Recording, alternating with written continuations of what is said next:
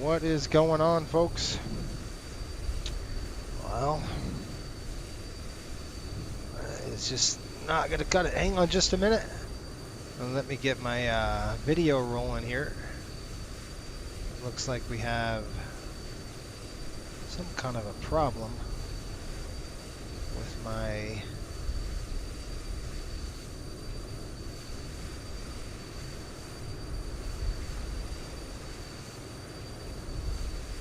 okay. Yes, just give me a second, folks. I'm running into a little bit of an issue here. It's quick. I think I got a quick fix for it. We're going to try.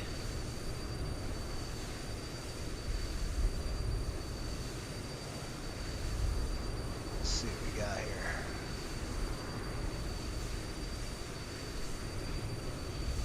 Yep, there you go. That's not what I wanted to do. Kind of move like a whole bunch of stuff around. Alright, that's better. Woo! Welcome aboard, folks. We got a 5x5. That's good. Sorry, my camera, sometimes it does that where the camera gets all jacked up and stuff like that. So, I do apologize. Welcome aboard. Flight, I don't even know.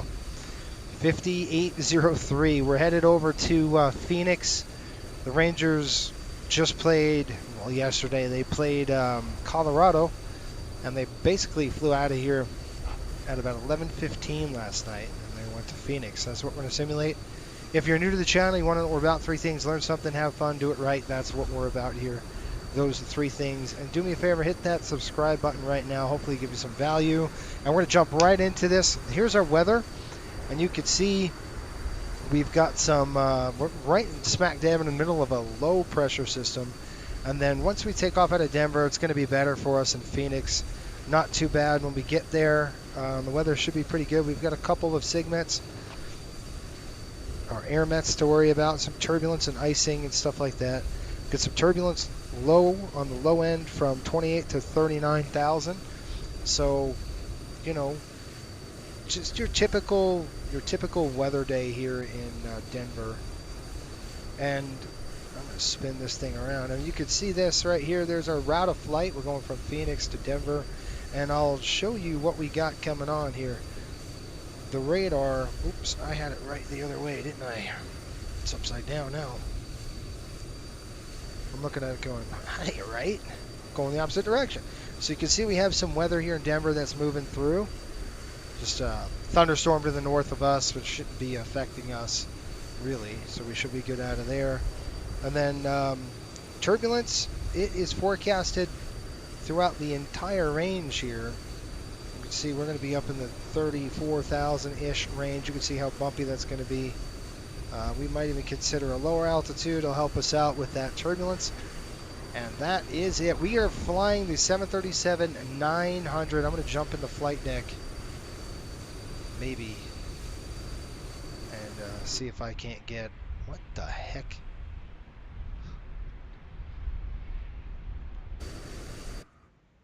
Okay, let's see if this works. Okay, good. I don't know what's going on. There's a plane on top of me or something like that. Did they see a big 737 over there? All right, checking in. We got Pops. Max, how are you? Sean, what's going on, my friend? I don't know how was yours. Max had a great week. Good. Let's see here. Shelton, good evening, Captain. Hope your week was good. Why are farmers so laid back? They dance to the beat of their own drum. Ha! Beat? That's pretty good. Curtis, what's going on, my friend? Thanks for checking in. All right, let's do this. We've got a cold and dark start, so we just got here to the flight deck, and obviously we're trying to do things realistic as possible.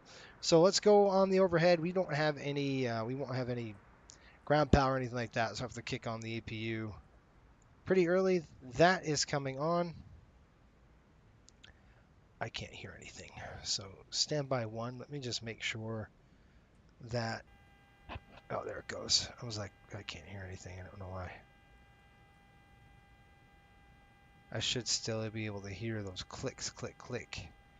All right, 3724. We're going to come down here. Gear is down, 3 is green. You can see that right there. Okay, now we're going to do a fire test because we have to do a fire test before the EPU gets started. We're going to come over here, just do our test in op. We're going to go fault APU detect, and then we're going to do the fire. Now, because the AC power is not on the aircraft, all right, I don't hear a thing. That's a problem. There we go. Why is it so delayed? 1, 2, 3. There we go. All right, so I've got three good lights there. Let's fire up the APU. APU is coming online. Fuel pump is going to be... Shoot. Fuel pump's coming on. I just have to turn my panels to the on position here. So none of my panels are working yet. So let me go ahead and get those fired up. Yes. Sheldon says, glad to see the 737-900 was done in time. Yeah, he did a good job. I'm going to throw the aft one pump. I'm just making sure I can get the panel online right now.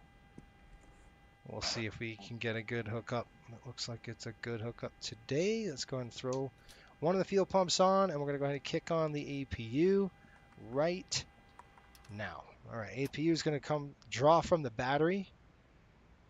There we are.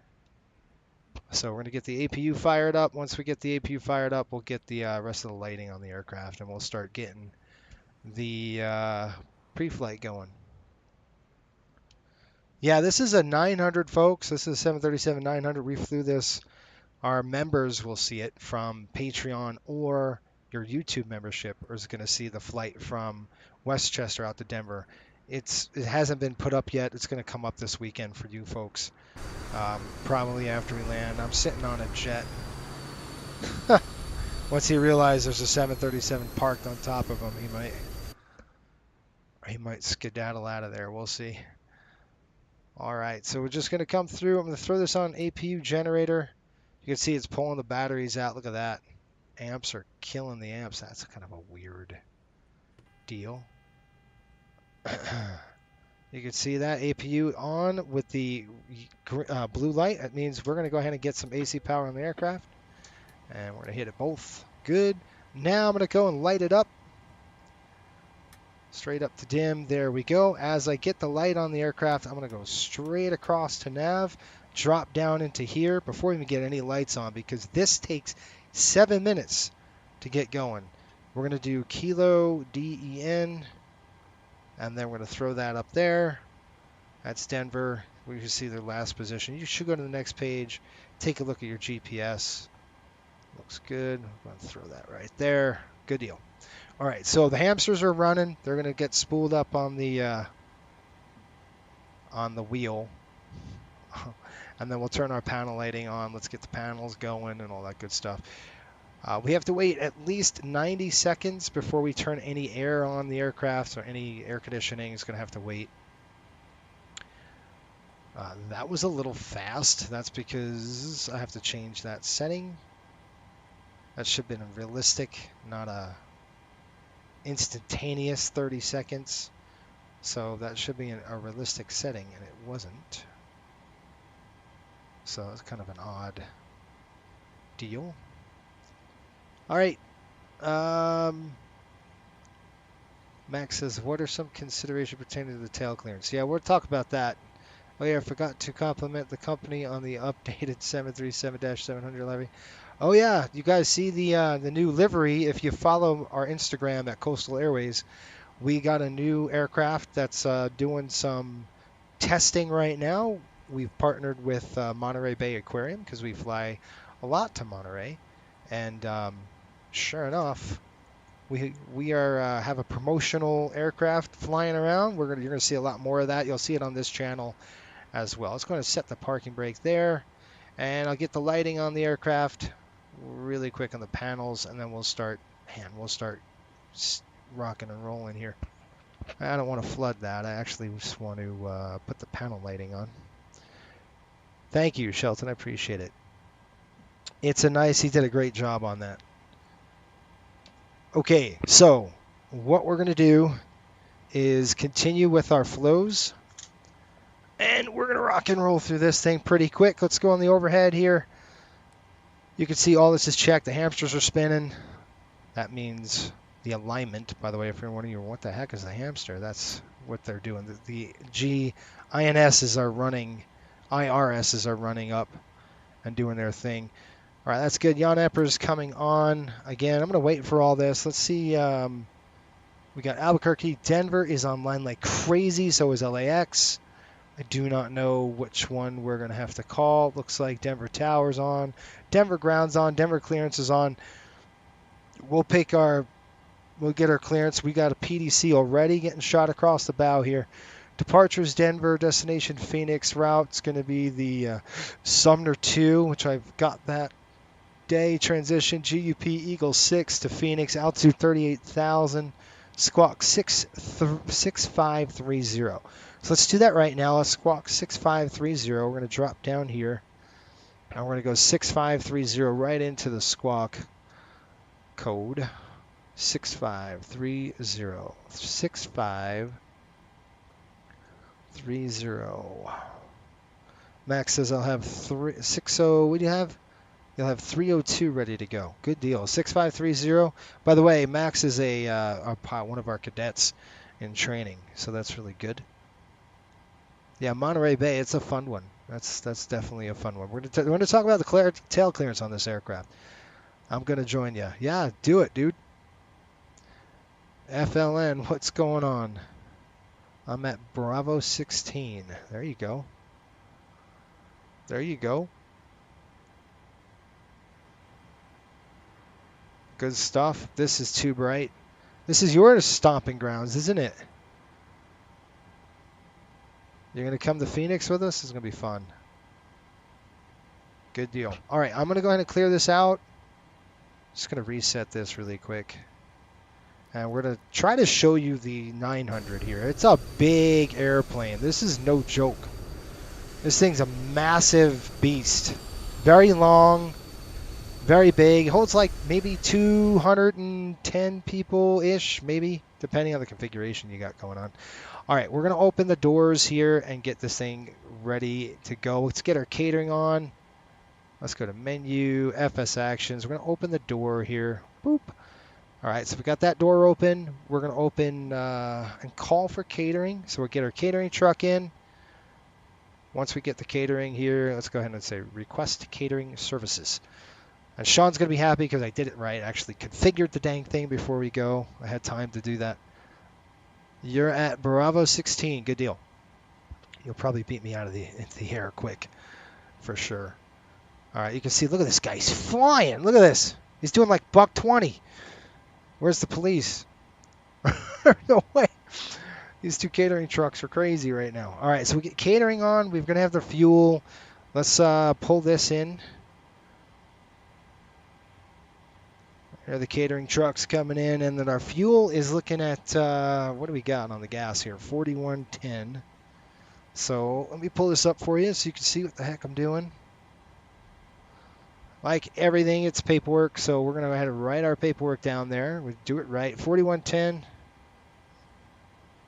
41, what did I say? 4110? Yeah, okay. 4110 over, no, 4140.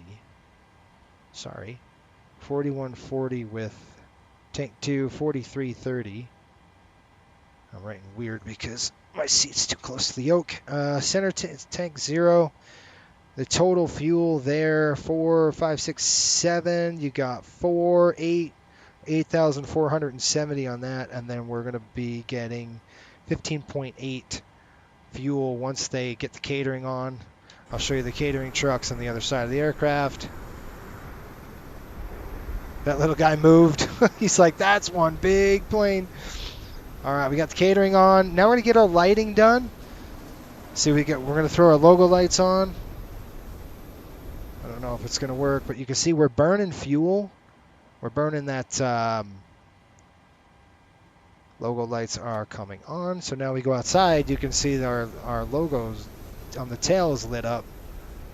There we go. Now we're cooking with gas. All right.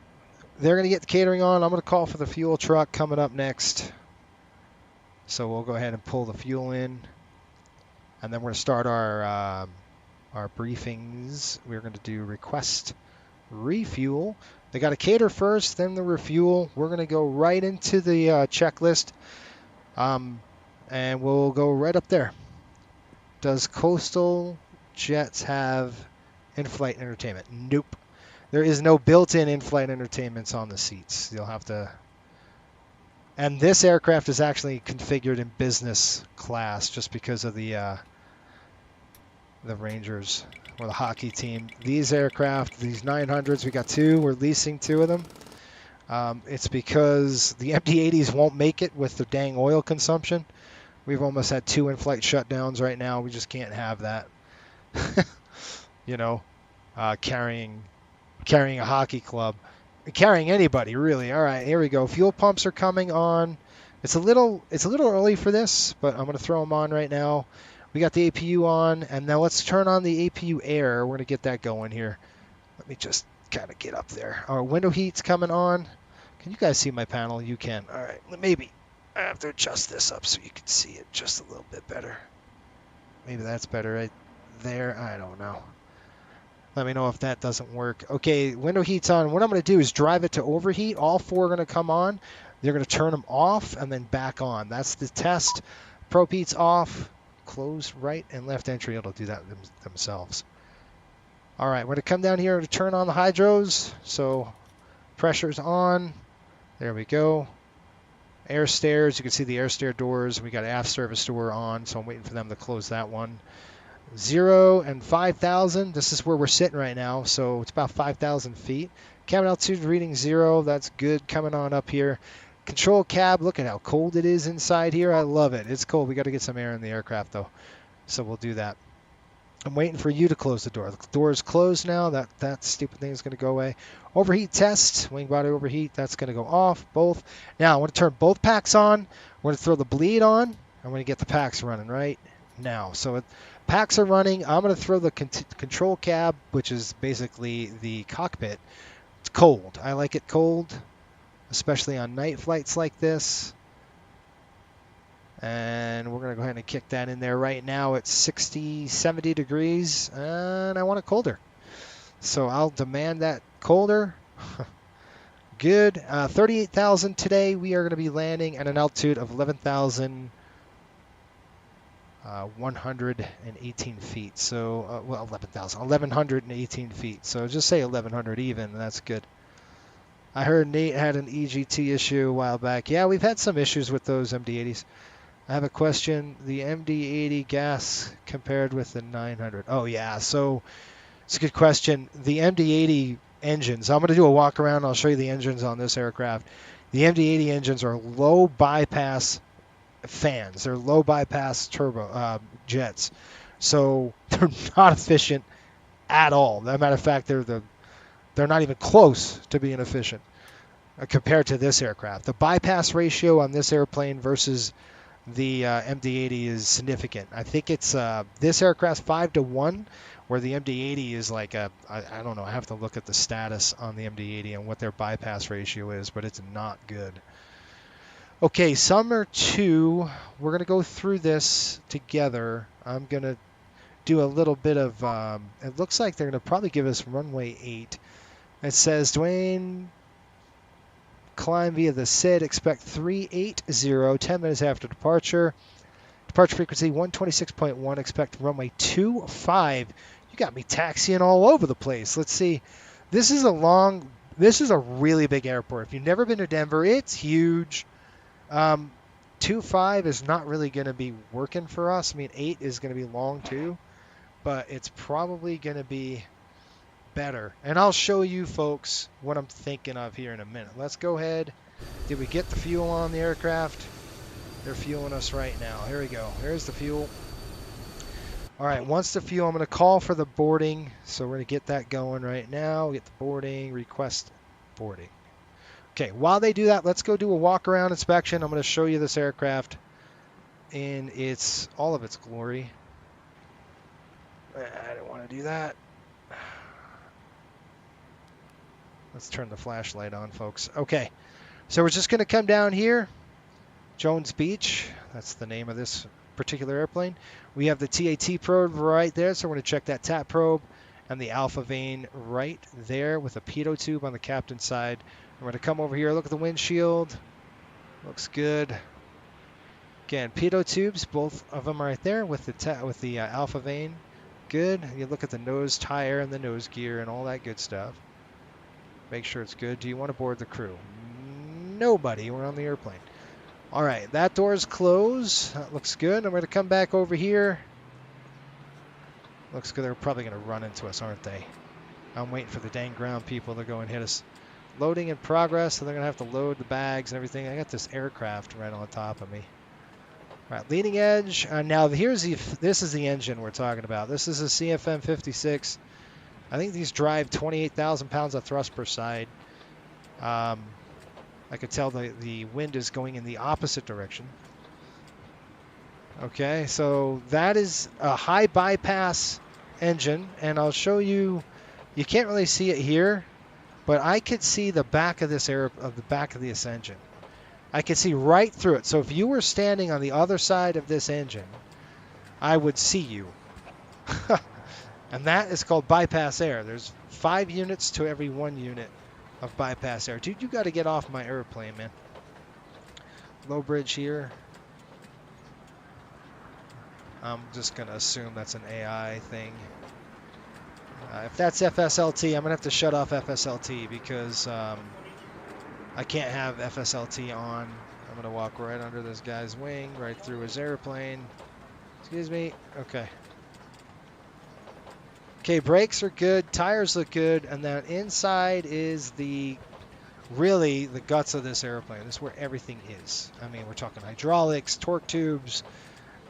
This is the APU. The APU fire handles in here too. If there's like a fire on the ground, the fire crew can come in here, and you could see these. I don't know if you could see them. There's the bells. They're bells and pulleys and cables. And those cables, you know, when you throw a yoke, when you turn the aircraft, those cables get yanked, which then gets pulled into a hydraulic actuator. Man, dude, what the heck? Well, we're all screwed up. Excuse me. I'm going to get that airplane out of here. I think it's an FSLT issue. All right. Elevator's looking good. Here we go. There's the APU burning the fuel. I see his money coming out the window because we got to pay for that gas. That coastal, we got to pay for everything. So that's going to... That's why I want to get out of here quick, man. I just want to stop burning this APU. Okay, brake pads. You look at those 2 little pins. If you can see those pins right there, that's your brake meat. And then obviously look at your tires, look for flat spots or any cords that's sticking out. Usually you can get about 150 landings before you need to replace tires, depending on how the pilot does. If it's me doing that, it's probably maybe 20 landings. Kenmore Air, that's pretty cool. Okay, lights are good. And we're boarding passengers now. Now, I was going to tell you about the engine here. Let me take a look. So, if we look here, don't look, you have the outer frame or the outer shell, if you can see where the cowling is. You see that cowling there. You can see the fans. You see that I don't know if you can see it, it's just dark. But if you stuck your face in the front of this engine, I could see you through this. That's because this is bypass air. This air does not even enter into the turbine section of the aircraft. It goes out, and 5 units to 1 unit bypass the turbine section of the aircraft. And if I did this and stuck you could see the turbine section right there. This is the hot section of the airplane. Anyway, that's really cool. That's called a high bypass turbo fan or high bypass engine motor. And it does a very good job at very fuel efficient, and the MD-80 is like that, but the units, the bypass air is just slim. All right, we're gonna jump in our ladder here. I'll give you a show on the cockpit, not the cockpit, the cabin. Get through it. You can see our cabin here. This is the standard Neptune cabin we have. Pretty, beautiful seats, good lighting. That's one thing I wish they have is that door open. Yeah, I don't like that. What happened? Something something crapped out on me. I don't know what. All right. What the heck? Okay, we're on the flight deck. Let me get to your questions. Yeah,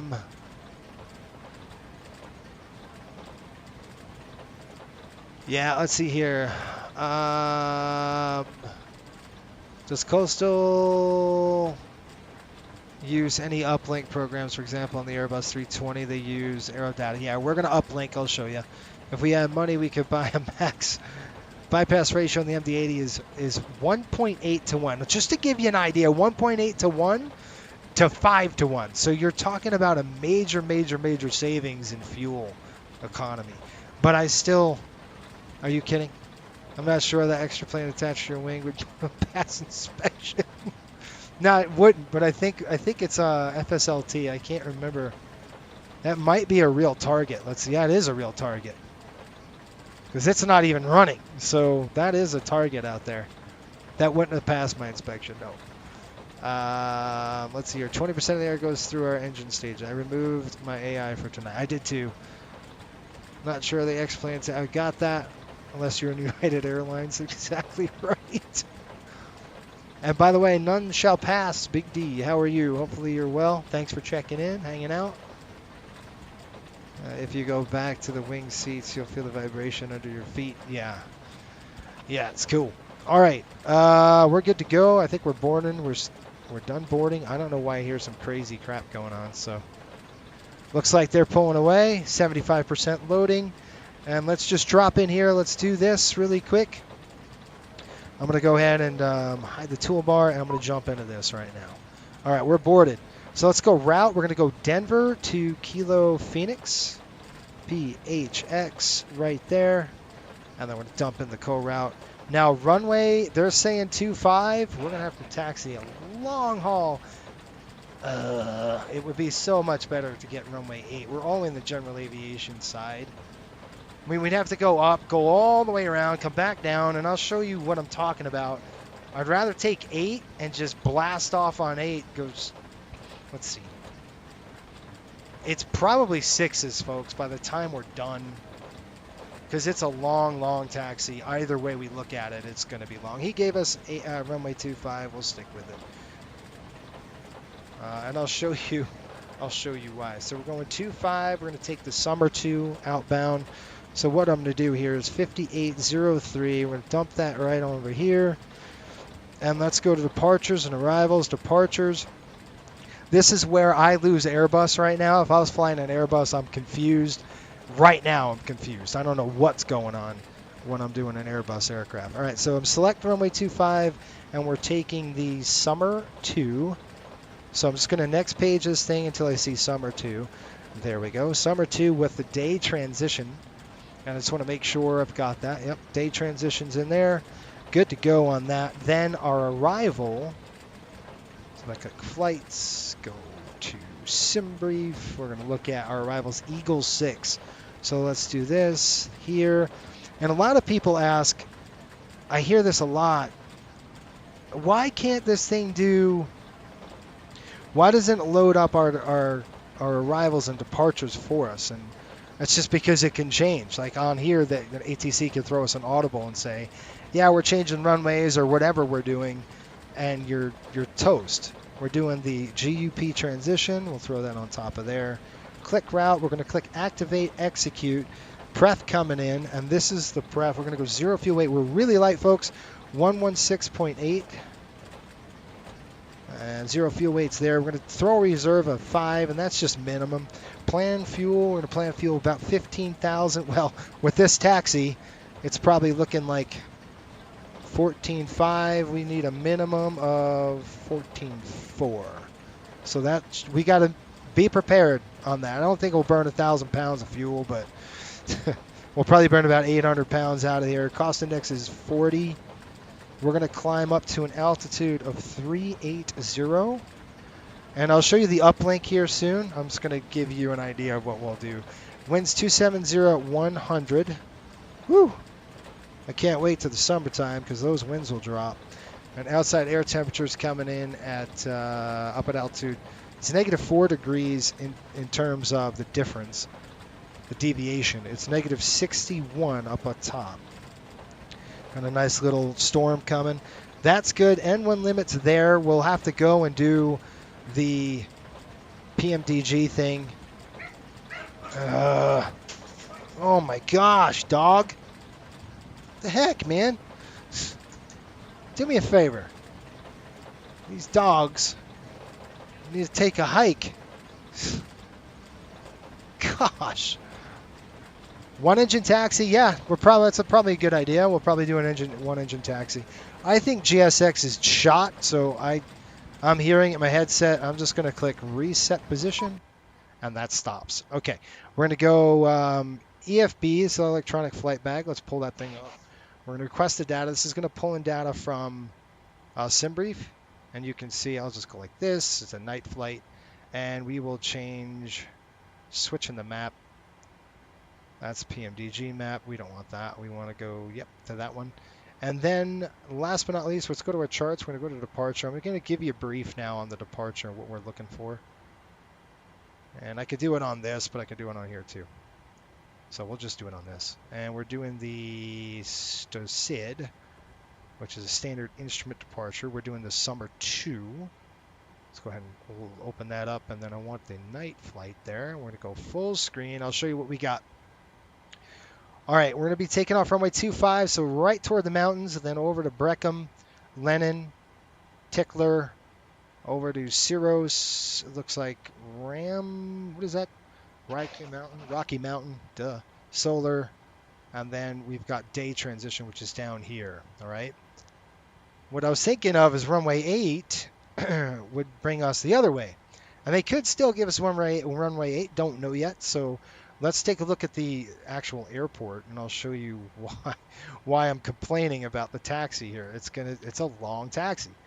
I am not kidding. This sucker is going to be a long taxi. I'll go to airport here, and we're going to zip this up to standard taxi airport information. You can dump the 10-9 page in there, and I will go full screen, and this is where we are, right there. I wanted runway 8 all the way up here.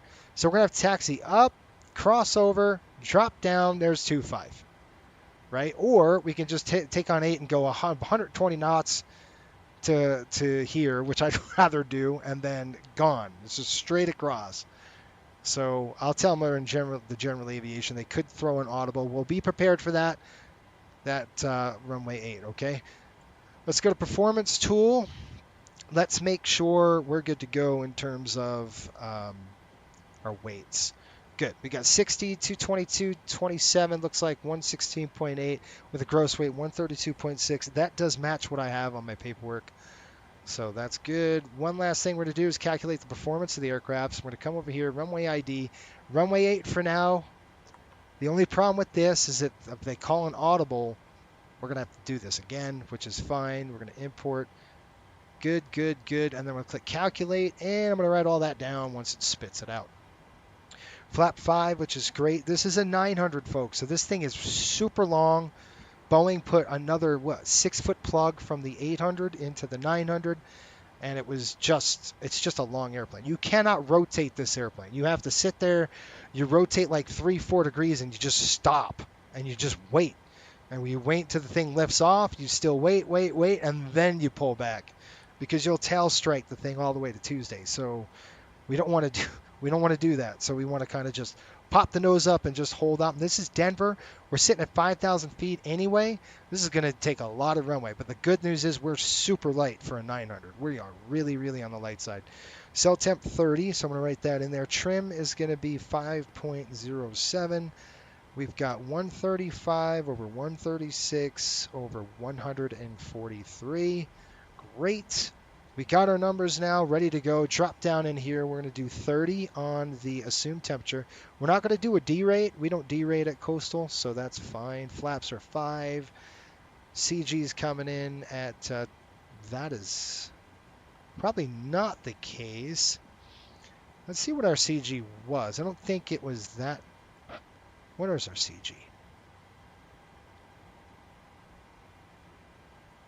5.0 probably could be. Let me just, all right, we'll keep it there. We've got 35, 36, 43. So very close. We'll go 35, 36. I'm just going to use these numbers. They're 1 knot off. It's no big deal. Okay, and we're good on that as well. All right, now let's talk about the data. You were like, oh, how do we do this? We going to click route, or you don't have, I mean, not how do we do this? You said, do we do this? And the answer is yes. So let's go to cruise. Good there. We're going to route. We're going to go takeoff. We've got that ready to go. Legs page coming in, route data looking good.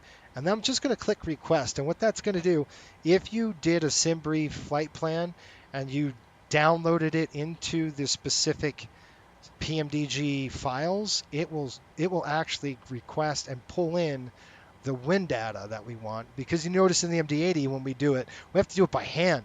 You know, any change of 10 knots or 10 knots or 10 degrees, then we're sitting there changing all the winds. But you can see how the uplink, cruise wind uplink loaded, execute, and now I can sit here and you can see now all of the winds here are changed. Now it's the reason why there's only 2 is because this is a pretty quick deal. We're done there. Click the legs. We've got, I'm just going to go through this really quick so we know what's going on. We got Breckham below 10,000 feet.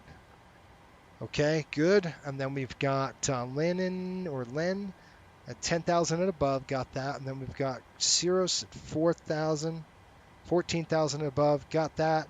And then we got Rocky Mountain 16 and above. Yes. Then we got Solar 17 and above. Yes. You see that 17A? That's what that A means. And then we're into summer, then day, and then we're done. So we're good on the legs. I like that. We'll keep that right there. And one limit there. Let's run our checklist. Shut the doors and get the heck out of Dodge. Forward doors coming closed. Let's click return. We're going clear, clear, clear, clear, clear, clear, clear. Click ground services. Oops. Click return. Doors. We are going to retract the air stairs. I hear it. And doors are coming closed. Checklist. Here we go. Ghost Rider. How are you? I love it. Good name, man.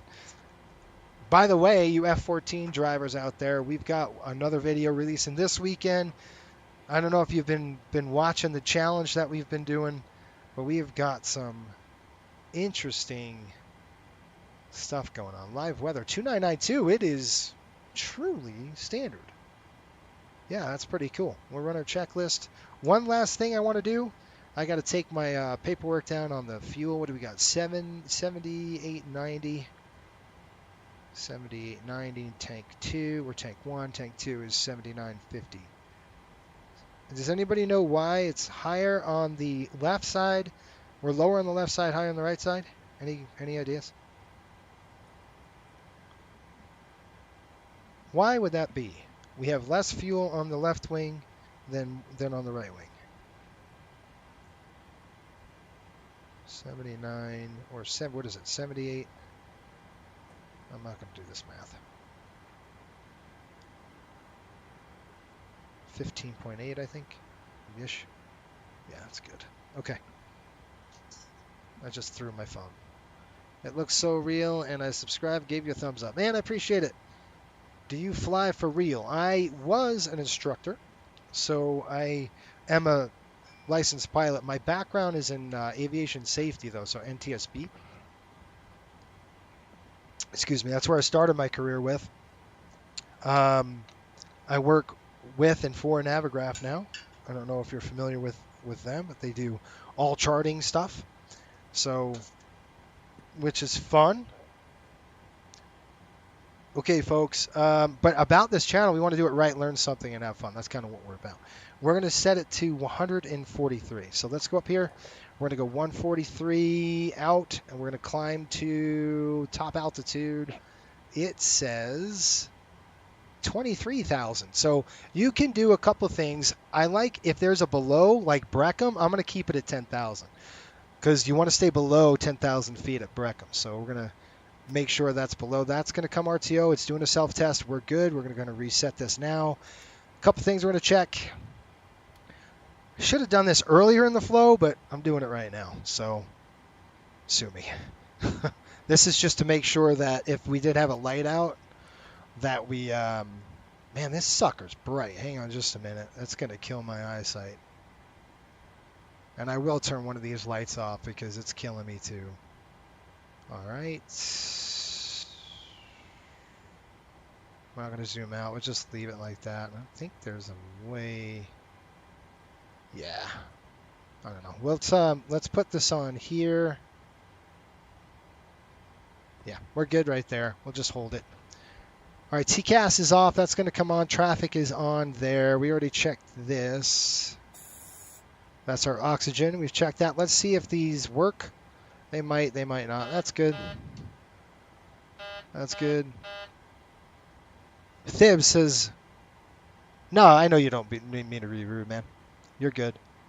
I have been watching a live air show from MacDill Air Force Base. It's awesome. Didn't mean to be rude. Nope, you're good. What's your thoughts on the cargo ship bridge crash? Heard a lot of people blaming the crew, and then the pilot said blaming the crew is like blaming pilots is in wing falls while flying. I don't know the particulars of it, so I can't really give you any, particular. We're going to test this one more time because the wheel well, and there's a reason why. There's a reason why we have to do that twice, and that's because without AC power on the aircraft, the wheel well will not trigger. So you will not have a good test until you get AC power on the aircraft. That's our cargo. That's good. We've got a good squawk there. 0, 0. Let's go ahead and throw in our frequencies. We're not all over the dang place, but there's a lot of different frequencies that we've got. Delivery already. We've got that done. They've given us that. We're going to go to ground. I do not know which ground we're doing. Take your pick. There's 4 frequencies. There's ground 2, ground 4, BN ground, BS ground. I do not know. Let's see what it says. Departure frequency 126.1. Whew. Let's see what we got for ground control. Calling Major Tom. Is that the song? There's a lot of ground frequencies here, so I'm going to assume nothing because it doesn't tell me. So how's that? The best thing we're going to do on this is going to call delivery. So I'm going to go to 118.750. 118.750. Let's just do that now here. 118.750.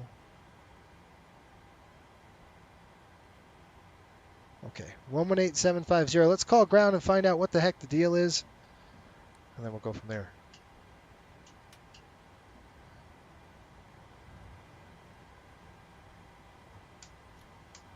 Sorry. That's on. That is on. That's coming off. Let's just see if this works. That's another thing I got to do is I got to check my settings really quick and then we're rolling here. Almost there, folks. Trust me. Okay, microphone. You've got to hear what's going on. So microphone device is going to be the Yeti, and then the output device. Yeah, it's not where we want to put it, so we want to put it there so you can hear it. Delivery. You're cleared to the Phoenix Airport via the Summer 2 departure. Sierra Mike Mike Uniform Romeo 2 departure. Day transition. Delta Alpha Alpha Yankee Echo. Then it's filed. Climb via SID. Departure frequency 126.1. Squawk 7453. Is that Ryan? Ghost Rat, I gotta run. Glad to subscribe. Hey, thanks, man. We'll see you, boss. Have a good night. That's the departure transition. It's day, Delta Alpha Alpha. None shall pass, Big D says. Less fuel in the left wing would be from the APU running. That's exactly right. Departure. The APU is burning the fuel from the left wing. Hence, we have less fuel. Okay, fuel pumps are on. Passenger signs, they are on. United 127, readback on now. Window heat is on. Hydraulic pumps are on. Doors are closed. On 130.6. Thank you. 130.6. 25 for departure. 130.6. 130.6 for push and start. Runway 2. Well, what was the runway again? Runway 25. See, sometimes you got to do that to see what the heck's going on. Auto brakes on RTO, takeoff and stab trim. Let's check the stab. Alright, information, Kilo, push straight back first line for United 437. Okay, let me call ground here and see if we're in the right one. We'll tell them in general aviation. Denver ground, Riptide 5803 at the general aviation ramp, ready to start here. Charlie, how do you, what? Charlie Sierra, Tango Sierra, 8. Oh. Charlie Sierra, Tango 5803, Denver ground. I'm only receiving a transmitting wave on here. Okay. Dang you. Yeah, so I'm going to reset this. I might have to reset this and see if we can't get this to work.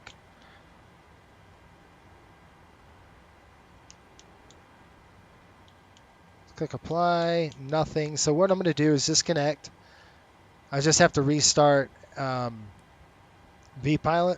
It's because of the audio. Let's click connect, right on back in.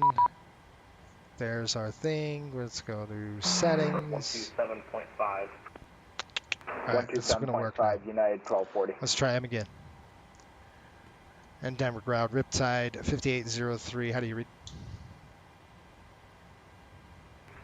Left aircraft call takeoff on the way. That's Riptide. Riptide 5803, Denver ground. What are you processing? We're just looking for start. We're at the general aviation ramp, ready to go here. 5803, contact ground 120.15 and control general aviation. 12015, thanks. 12015. So you just, with this many controllers on, you don't know which one's which. Because they didn't tell us. Ground, good evening. Delta 420 requesting push and start. Let's try this now. The Mike Bravo November, hold short of the ramp. Mike Bravo November, hold short of the ramp, United 648. Walker 876 heavy, hold short of Bravo November. Shoot. Short of Bravo November, Walker 876 heavy. Actually, Walker 876, hold short of Charlie Sierra. Short of Charlie Sierra. Oh boy. Denver ground, Riptide 5803 at the general aviation ramp, looking to start.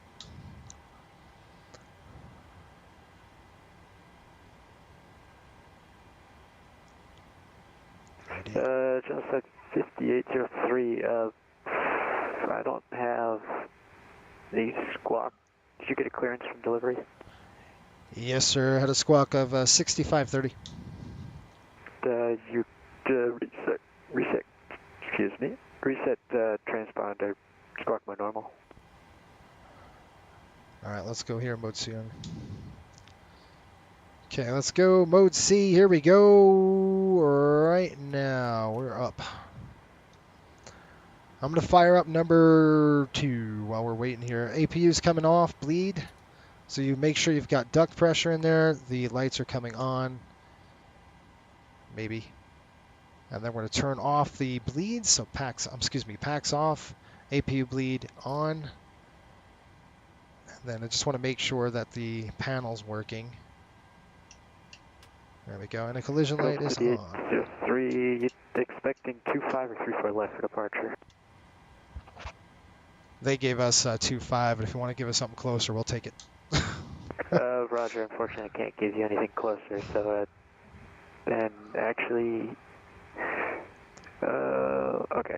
Taxi runway 25 via Mike Alpha Sierra, hold short of the ramp. Short ramp. Okay, 25, yeah, Mike Alpha Sierra will hold short of the ramp for Riptide 5803. Walker 876, continue taxi, hold short of Alpha Sierra. Continue taxi, hold short of Alpha Sierra, Walker 876. Okay, here comes the fuel. Whoa, those are coming idle. Fuel in. All right, once we get a light off, there's the light. All right, I'm going to do annotations right now with our pen here. So we're going to go Alpha. That's Mike. He said Mike first, didn't he? Yeah, Mike. So I'm just going to get my little pen going, my pen tool. I'm going to go up to Mike. And then Alpha Sierra, and we're going to hold short of the ramp. So we're going to hold short right there. And then he said, Alpha Sierra, hold short of ramp. So we're really just going to have to wait. United 648, monitor contact ramp 130.95. So we got to hold short right there by Alpha Sierra. And I'm going to add another gate coordinates here because this is a flippin' nightmare. Let's see what we've got here. Alpha Sierra. Okay, I got it. And I'll show you what I'm talking about. You don't know what the heck I'm talking about right now, but I will show you right now on my chart. So if I flip this over, okay, and we come here and just kind of get it out there. I want to go to the alpha gates here. So we're going to pin this. And he said hold short Alpha Sierra. What he's talking about is right up in this range here. And what we're going to do is just basically take Mike. We're going to go full screen here. You see this Alpha Sierra? We're going to come here on basically come off of this and we're going to stop right there. And we're just going to wait because we have to get ramp clearance because, you know, airplanes will be pushing back. So that's kind of what we have to do with this. It's kind of a weird one. Ryan says you'll hear me as UAL 220. Cool. Attention all stations. Denver is now at a ground stop. We'll update when ready. Oh! All right, so what we're going to do... Walker 876, you can actually continue taxi all the way to Sierra Charlie. All the way to Sierra Charlie for Walker 876. You hear that? We're on a ground stop. So, what the heck does that mean? That means we're on a ground hold, folks. So, what that means is we're going to have to shut down the engine. Denver ground, Riptide 5803. You have an ETA on this ground stop? Negative, just got information about it now. We'll get back to you. And 5803, just hold position for now. All right, we'll hold position. Shut him down. Okay, APU is running. APU is running. It is on. We're shutting down number 2. Number 2 is coming on shutdown. And we're going to shut down number 2. So I'm going to call the ramp. I would call our dispatcher right now. I'd call the ramp and say... Walker 876, high speed approved, southbound on Mike. Go fast, Walker 876 on Mike. Son of a gun. Hey, you gotta be kidding me, dude. All right, so what I'm gonna do is shut down that.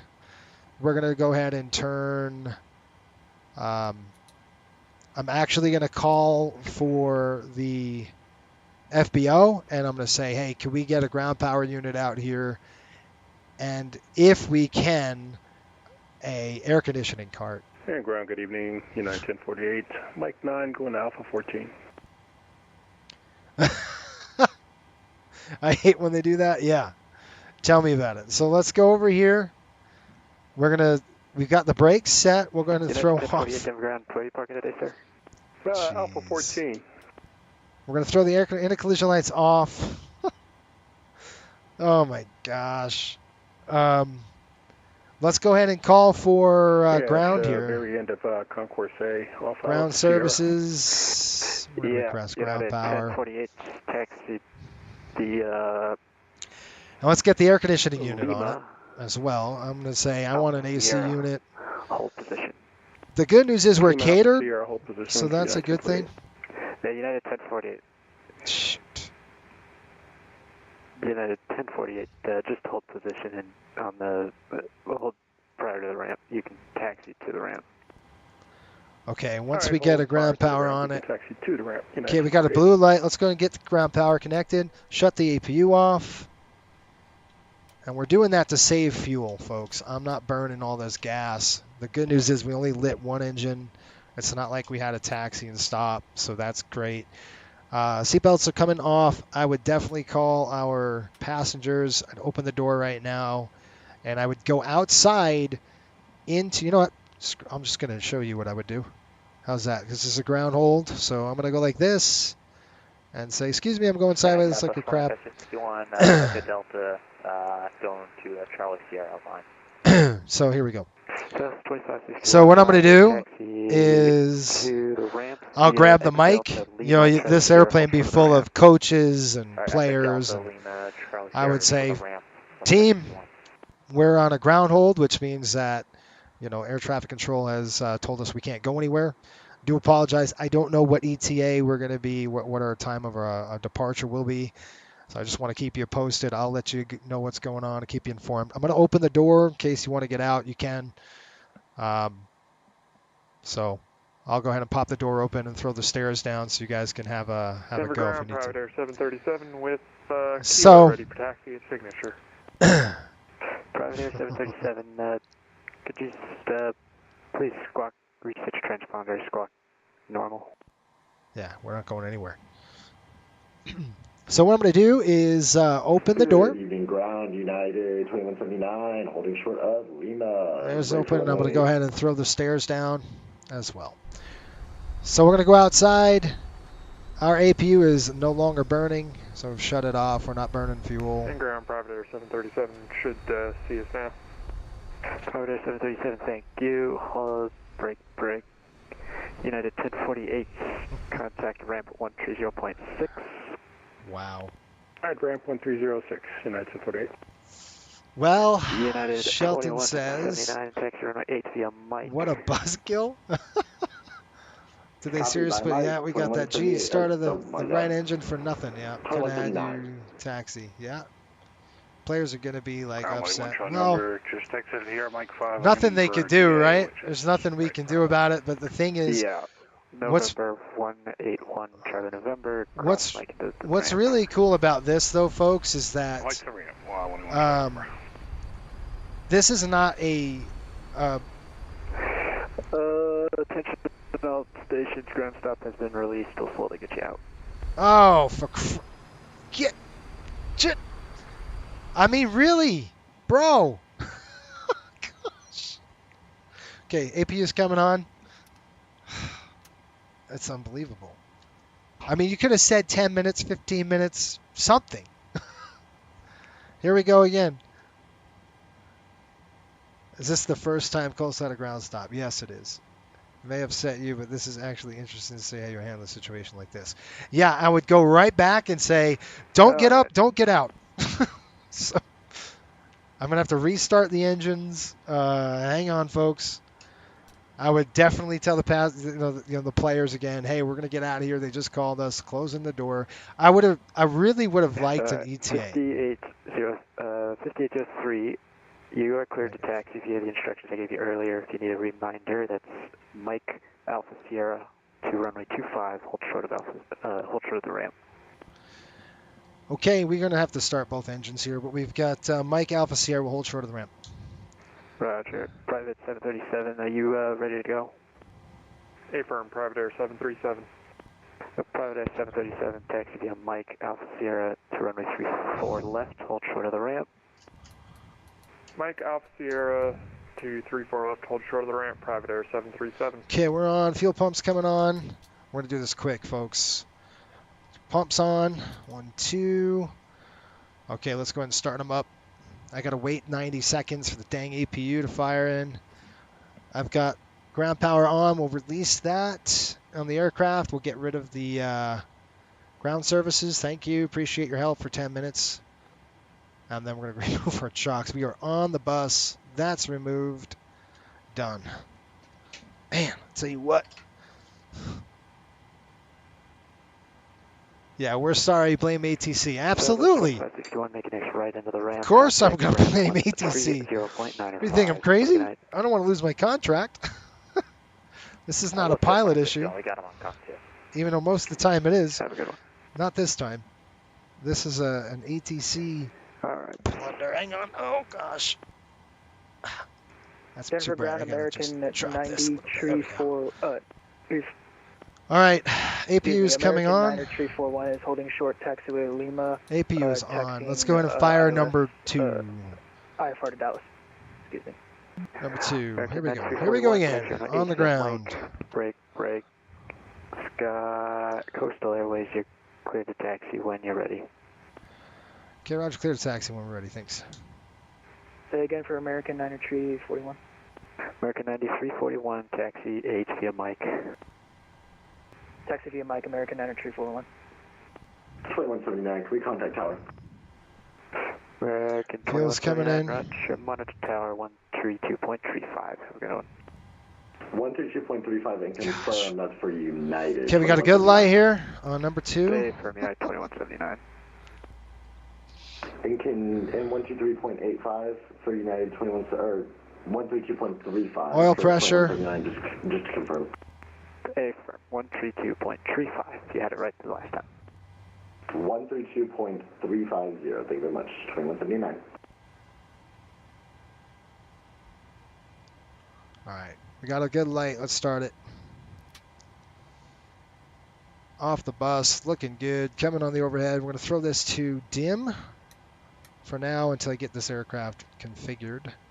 Okay, bus is on. Keep the dang seatbelts coming in. We're going to keep the APU running just in case we have to do something else. I will turn it off. Denver ATIS information. Lima now current. Winds calm. Altimeter's 29904. Okay, we're going to go auto, closed, coming down here, continuous, set the flaps, ready, flaps 5. Ground, just to confirm, turn left on taxiway Mike for American 9 Tree 41. A firm, American 9341, taxi left on Mike to runway 8. Taxi to runway 8 via turn left on taxiway Mike, American 9 Tree 41. Thanks for clearing that up. Okay, taxi's on. We're good to go. We're going to go taxi via Mike and hold short of the ramp. Okay, lights coming off. We are only taxiing on one engine right now. Okay, we started the right. Checklist coming out. Generators are on. Probe heat is on. Anti-is off. Flight controls are free. Flaps 5-5 green. TARA is on. We're good. Brakes. We're good. Sorry for the delay, folks, but how it goes sometimes. You can contact ramp 130.6. Have a good night. Over to ramp on 130.6 for private air 737. Good night.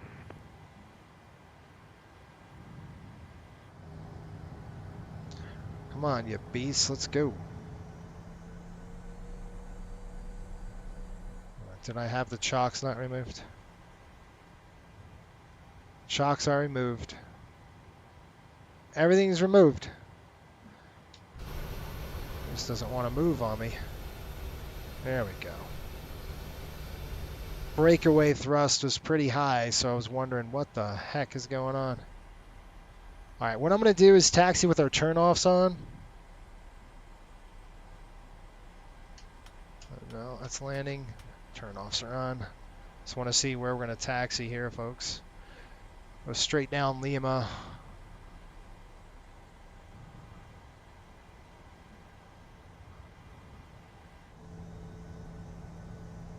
Let's throw the wing lights on. I want to make sure I don't smash into any airplane here. Might be more hassle to start taxi on one engine. There we go.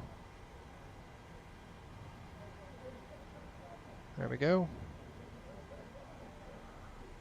Hello, Jason, the 900. Wow, yeah, we're flying a 900. We're leasing this aircraft until we can get the 7.5s or the MD-80s are good, but the MD-80s are burning too much oil because they're getting older.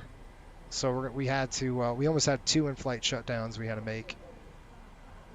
So kind of a bummer that way, huh? Denver Ground, hello there from FedEx 441, exiting Alpha November at Lima, heading to South Cargo. FedEx 441 heavy, Denver Ground. Just hold position for now. I got some other guys I got to sequence in front of you. FedEx 441, we'll wait right here. United 312, Denver Ground.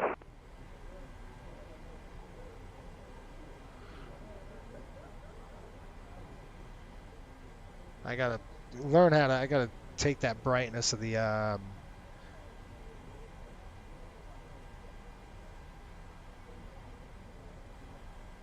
We're going to hold short the ramp here. Hey, Denver Ground. Good evening. United There's 312, Mike. 74, Bravo Sierra.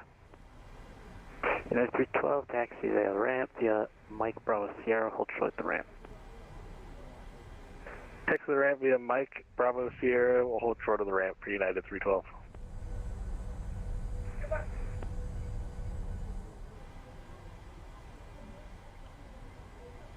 Now we're going to turn the wing lights off. Ground American 90341 is holding short, runway 8, ready for departure. American 9341, apologize for that. Monitor tower 132.35. Okay, let's burn one.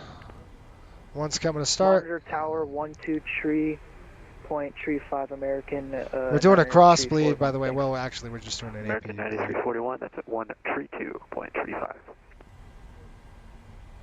132.35, sorry about that. All right, there's 23. Here comes the fuel when we hit 25. 25 fuel in. Fuel is in. Wait. Boom, there's the light. Timer on. Not like I have to worry about it in Denver. Okay, got a good light. Oil pressure on the way up. Good. N1 is rotating as well.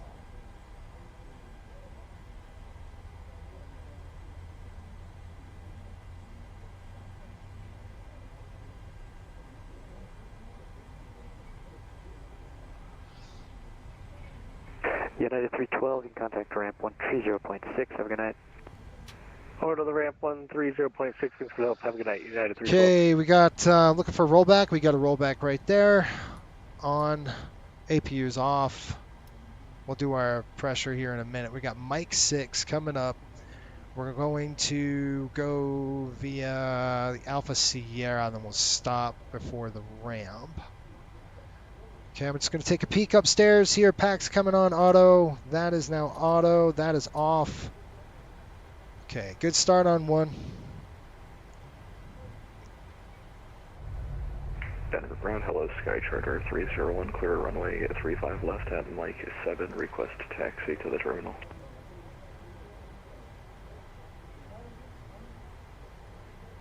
We're going to hold short Alpha Sierra, which is going to be like right there. One Echo. Sky Triggers. There's Alpha Sierra right Denver there. Ground. Where are you parking again, sir? Tap the brakes.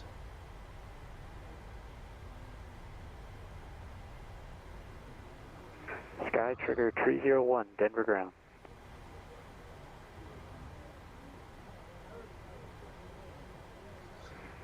Sky Trigger 301, Denver Ground. Okay, we're on the Alpha Sierra is going to be the north side. FedEx 411 Heavy, you can taxi via right on Lima, left on Alpha Sierra, right on Mike to Sierra Charlie. We're on Alpha Sierra right now. FedEx 441, we can go Lima, and then it looks like we're going to be doing the zigzag over to Mike to Sierra Charlie for FedEx 441. Hey, affirmative, 441, thanks. And Coastal 5803, contact ramp 130.6. Have a good night. Okay, over to the ramp 130.6, Riptide 5803. 130.6, folks. 130.6. Let me just lock this. 130.6. I'm going to do it the old-fashioned way. Sky Trigger 301, Denver Ground. 130.6, How do you right copy? there. Stand by to the 420 ground. 130.6, right? That's what he said. I'm not kidding. Ramp United 2028, Alpha Sierra for Alpha 24. And at 2028 Denver ground, hello, taxi Alpha. That's 38. Ryan. Alpha Sierra to the gate, United 2028, thanks. Yeah, it's pretty wild. Denver ground, Riptide 5803, holding short, Alpha Sierra ready to transition. Taxi the other side. Stand by. Right.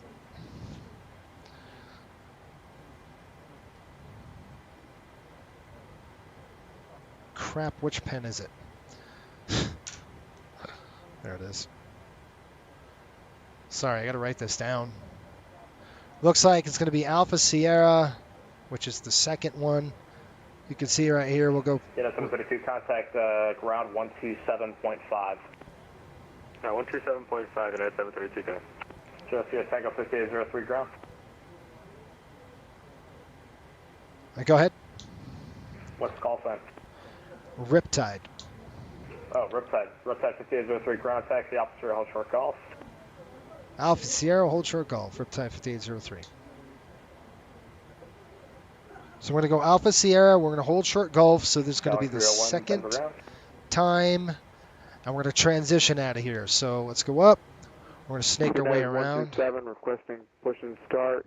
Gate Bravo 22. So you can see Alpha Sierra is going to be the higher side, not the lower side. So we're going to actually come up like this. Taxiway, call for taxi United 127. United 732 ground. So if we keep going on this, it's Alpha Alpha. You see how the bottom one is? We want to go to the north side. So we're going to come up like this. It looks like we'll go straight and then over. And then we're going to just bear up and then around. And that second line here is going to be Alpha Sierra. So not this one, the second one. Good. Taking a peek right there.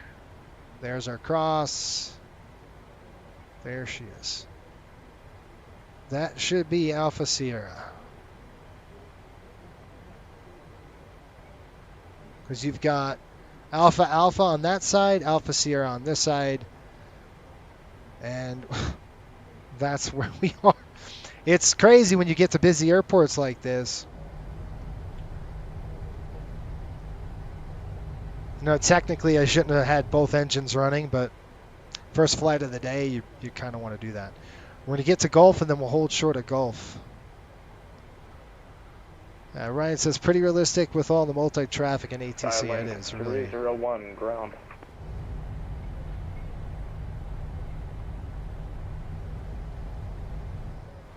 I got to go pretty slow on this ramp. So I got to keep it about 15 and no higher than that. We're going to hold short Gulf, folks, which is going to be basically on the other side of this. We'll hold short. We got airplanes everywhere. It is realistic, Ryan. It's really cool. They're doing a pretty good job. Gotta take a picture of this somehow. There we go. Ramp control, Sky Charter 301, spot 3 Echo, request taxi to any gate on concourse Alpha. You're coming up on flight level 340. Yeah. Ground, hello, taxi to ramp via how did you get out so fast? Roger, taxi to ramp via Alpha. Well, your engines were started. Mine were done. I had to stop, shut them down. Ramp Southwest 1902 short Gulf at Bravo Sierra. We're taxiing to Bravo 36. Isn't it amazing how both of you talked over each other at the same exact time? Yes, it is. 1902 Denver ground, hello, where are you parking? Bravo 36. 1902 taxi to Bravo 36 via Bravo Sierra caution, actually taxi to Bravo 36 via Alpha November. Taxi to Bravo 36 via Alpha November, Southwest 1902. Who's Mike Romeo Tango call sign guy? That was Metro 1335. They know you. Exactly, they know you. You fly out here a lot. 1335 Denver ground. What are you trying to do? Are you trying to push back? Yeah, sorry, we're gate Bravo 58. Looks like I'm going to take these gates. I got to do the gates here. We're going to go on the other side of this to the Gulf area, which is going to be right here, second west, and we'll hold short Gulf. It looks like. So we're getting close.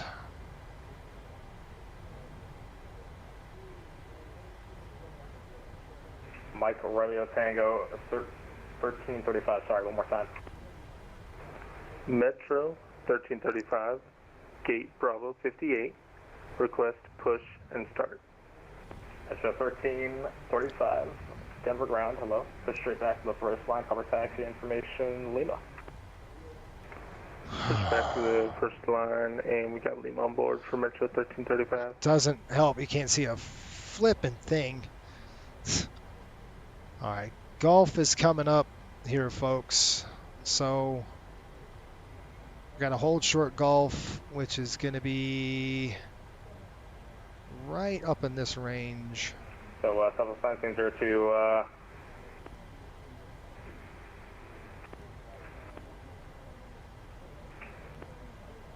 Here's our crossroads. This is going to be Gulf, so right? 1902, I got a question for you. Southwest 1902. Okay, let's hold this Gulf. So we're going to hold short right here. How are you at A320? You're flying Southwest. Yep, I actually connected as an A320. I'm at 727-700. Sorry about that. Okay. Blasphemy. That's what that is. It'd be very weird if Southwest was flying an A320. That's what we were saying. Blasphemy. Okay, we're here. It might not be that crazy in the future. Oh, I hope not. It's blasphemy. Southwest A320. That's what that is. All right, we're holding short Gulf. Ready? 127 requesting a taxi. United 127, taxi Bravo Sierra Hill short Gulf. Bravo Sierra. We're going to be pretty much Gulf all the way down to 25.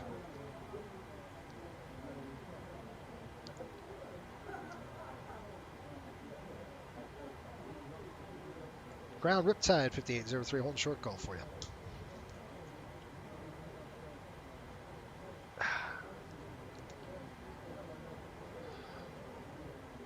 I got a United coming in here.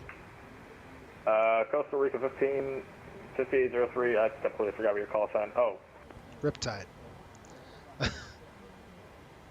Charlie Tango 5803, contact ground 125 points, correction 127.5. 127.5, thanks. 127.5. I'm going to lock this up. I'm going to come down here. I'm just going to do it the old way. 127. Ground Denver. Ground United 1646. Bravo. United 1646, ground Denver, Denver ground, hello. Go straight back to the first line, copy taxi. Caution the Metro 737 off your right. Oh, gosh. And ground American 3207 vacated 34 right, taxiing down Foxtrot. American 3207 SkyWest Denver ground, 747. We'll take anywhere domestic, sir. Alright, American 3207, taxi via Foxtrot, Charlie Sierra, hold short Gulf. Foxtrot, Charlie Sierra, hold short Gulf, 3207. United 1123, monitor tower on 128.75. Or just monitor tower 128.75, United 1123, thank you. All stations, all Denver stuff is closing in 5 minutes. Oh, come on now. Denver ground, Riptide 5803, holding short Gulf on Alpha Sierra. Riptide 5803, Denver ground, runway 25, taxi via Gulf. 25 via Gulf, Riptide 5803. Okay, tenant notification complete. We're going to do our checks right now, bringing them up, bringing them down. Good. Recall set. Good. All right, we're going to come down and we're going to turn down Gulf here, and we're going to taxi like we stole the dang thing.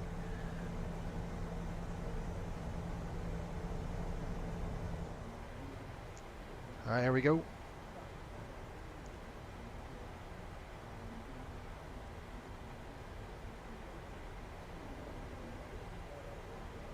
That's Foxtrot.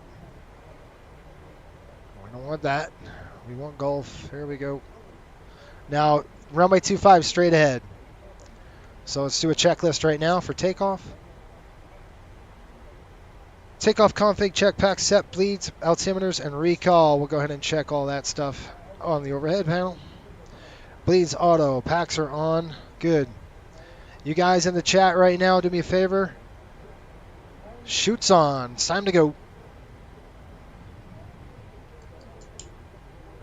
Once you know, Denver's closing in 5 minutes. So we've got to get departure frequency. What did they give us? 5803, monitor tower 128.75. 128.75, thanks. 128.75. Alaska 1023, monitor tower 128.75. 128.75. Monitoring tower 128.75, over connect.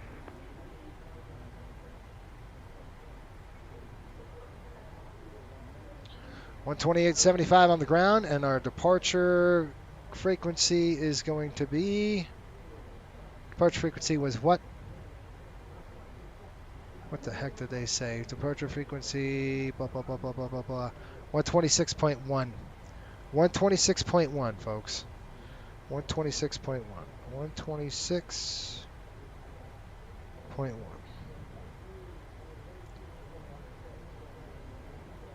Take a peek. See, this is why you don't want to go heads down too much. 126.1. Normally I don't like doing this with my head down, but okay, we're good. All right, we're monitoring the tower. We're good on our frequencies. Delta 1674, exit right when able, south on Foxtrot. Contact ground 127.5. Contact ground 127.5 and exit right when able, Delta 1674. Have a good day. All right, there we go. We're going to hold short here. Shoreline 5803, RNAV to Breckham, runway 25, clear for takeoff. Okay, RNAV to Breckham, clear for takeoff, Riptide 5873. Riptide, right to that. You're good. All right, here we go. Lights on. 1, 2, 3, 4, 5, 6. Alaska 1023, runway 7, 25, line up away. Line up away, runway 25, Alaska. 7, 8. On. 4, 3, 2, 1, 40. Here we go on the 40. We're going to just pop it up, bring him up. Toga. 1123, we're all shutting down for the night. It's the end of the event. Switch to Unicom. Have a good flight. All right, guys, what we're going to do Thanks for the service tonight. is just we're going to pop the nose up. Appreciate it. Yeah, they did a good job. All right, there's 80 knots. Cross check. Throttle hold. When we hit V1, we're just going to rotate a little bit and let the airplane fly off the ground. There we go. So rotate. We're just going to pop the nose up just like that. Stop. Right there. Hold that. Hold that. Little bit back. There you go. We're airborne. Now we can pull. Gear up.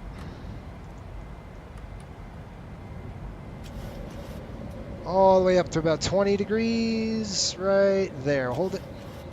Hold it. And then we're going to roll your boat. Here we go. Okay, Alaska 1023, RNAV to Breckham, runway 25, clear for takeoff. 5, clear for takeoff, Alaska 1023. Flaps 5. Riptide 5803, monitor Unicom, have a good flight. Over to Unicom, we'll see ya. Riptide 5803. Alaska 1003, monitor Unicom, have a good flight. Over to Unicom, have a good night. Alaska 1023. Attention aircraft, this frequency. Denver Tower is now closed. Monitor Flaps up. advisory 124.3, have a good flight. That's great. They did really good. That was cool. Cool experience. Hopefully you guys got to see all of that. Good stuff right there. So what we're going to do is just going to drop down. We're flying manually right now. I'm just cleaning it up. The flaps are up. Gear is good. And terrain coming on. This is the Rockies. We should have terrain on. We're flying close to the mountains. We need to climb below 10,000. So I'm just going to kind of pick it up. Looks like we might be in the soup. Okay, we're going to have to climb higher than that. Command A is on. Let's go ahead and throw this to the stowed position. Let's check it out. We've got plus 12. We got Breckham below 10,000 feet. The airplane is climbing. We're in the summer 2. We're going to go ahead and do 1 below 10,000. They're offline, so we're going to just blast off. We're going to keep going. Going all the way up to our cruise altitude.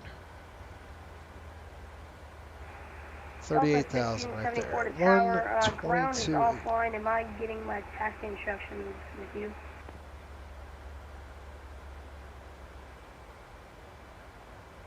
1660 Denver traffic advisory. We're waiting for runway 25 at Denver. All right, let's go. There we go. We're starting our climb here. Looks good. You can see the remnants of a storm. We're at plus 11, so we're going to have to start turning on some engine anti-ice here shortly. Through 10,000 feet, we'll let the flight attendants know that we've crossed 10,000. We'll shut that off. I got to come all the way up here and check it out. So you guys know the CTAP at Denver is 124.3, but anyone needed it. All right. Woo, that was fun. Hopefully you guys enjoyed that. Did you guys enjoy that? I hope it was fun for you because that was awesome. Yeah, that's the CTAP 124.3. A lot going on here. Yeah, no problem. Okay, we're through 13,000. We're doing 280, but we're not getting bounced around, so doing pretty good. Look at how long this aircraft is. Yesterday, if you type .CTAP in the chat and then type the account code for the airport, it'll pull it up and you can just type it in. Let's see what we got here on the clouds. I'll play +6. So we're going to come in and turn on the engine anti-ice. 1, 2. You can see way back up here. All right, right there. I've got the engine anti-ice on. And you can tell right here, TAI is thermal anti-ice for the engines. So 15,000. We're on the climb. We're heading over to Tickler. These are coming off. I don't need my belts on now. Whew. I'll tell you what, this aircraft versus the MD-80, man, this is so much nicer to fly. And the reason why I say that is just because your load is so much. Your load is really decreased in terms of what's going on. Let's do a checklist. What do you say? All right, I've got an off-scale traffic alert. We're good. All right, on the overhead, we're coming in. Packs are auto. Bleeds are on. Pressurization is coming up. I got to turn that on too. That should be on continuous and not flight. There we go. That's on continuous. Recall it. Good there. This is pretty bright in my face, so I'm going to turn these uppers, middle. Incredibly close to each other. I don't know. I'm just saying, if one of you guys wants to break off, go 3-5 right. I think that'd be best for you guys. You guys are maybe not a mile apart. All right, 18,000, 2992, and then we'll turn off our light. 1, 2, 3, 4. Those are on. Denver traffic, United 622 on short final. Wing lights are off. 34 left, right. Logo lights are off.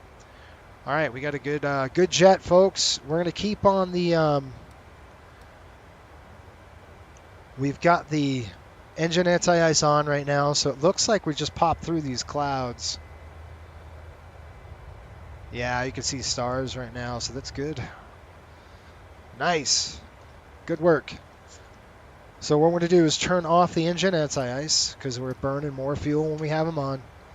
And let's go ahead and turn this off. And then the cool thing about charters, and I'm going to go ahead and close the altitude window here and let the airplane accelerate and get the heck out of here because we're pretty smooth.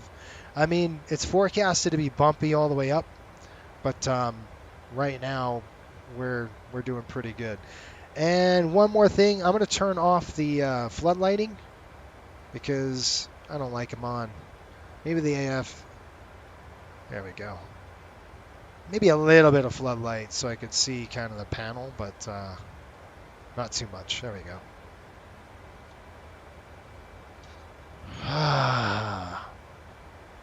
Yeah, you're at 40,000. Nice. Well, let me tell you something. The MD-80, this aircraft, I mean, I could just honestly set it and almost forget it. It's so docile. The MD-80 will bite you in the rear end if you're not paying attention. I would have been all over the sky with that airplane already. It is one of those airplanes that you have to be on top of your game all the time. even when you turn on the autopilot, you're like, is it going to do what I want it to do or not? Traffic. All right, we've got a traffic alert. He's 37. He's no factor. And now let's talk about Phoenix. I've never been to Phoenix yet in the sim. I mean, I got new scenery for it, so I've never seen it. Good night, Pops. We'll see you. Have a great night. Shelton said, yeah, let's take off already. Yeah, tell me about it.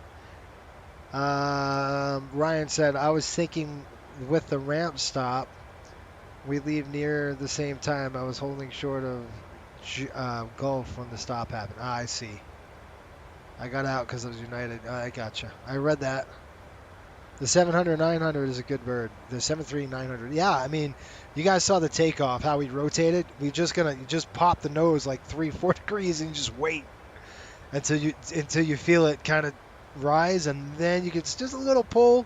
There's no 3 degrees per second. That's why your VR speed, your V2 speeds are so fast on this airplane, is to get that tail clearance, because it is oh, look at those bumps. All right, now we're getting into bumps like this. See how these wings are flexing out? Oh yeah, we're gonna have to slow it down. So what we're gonna have to do, we're at 25, but we're okay. We're at 0.74, so we're good. Now, either 7.6 or 2.80 is what we're gonna have to do. See how we're just getting the snot kicked out of us, so we're gonna bring it down to 2.80 and let the airplane take the turbulence until we can get to 7.76, whichever is going to be lower. And what we're going to have to do is hold 280 until we're about this changeover. We're at changeover now, and so you see, I'm going to go ahead and just say, okay, hold on, just keep it right there. That's 0.73. We're taking the turbulence good. And if you're wondering, this is the Rockies, folks. We're always going to get turbulence over here. It's a requirement. All right, we're going to bring it up to 7.6 nice and slow. There we go. And forecasted turbulence, on the pre-flight briefing, it was going to be nasty. So you went up to 40. How's the ride at 40, Ryan? I might do that. It's 380. We can go up to maximum 410. So I might take 40,000. What's your winds and what's your ride like?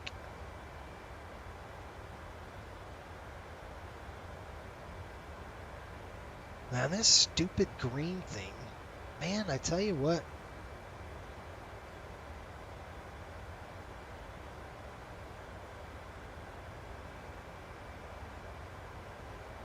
Color key.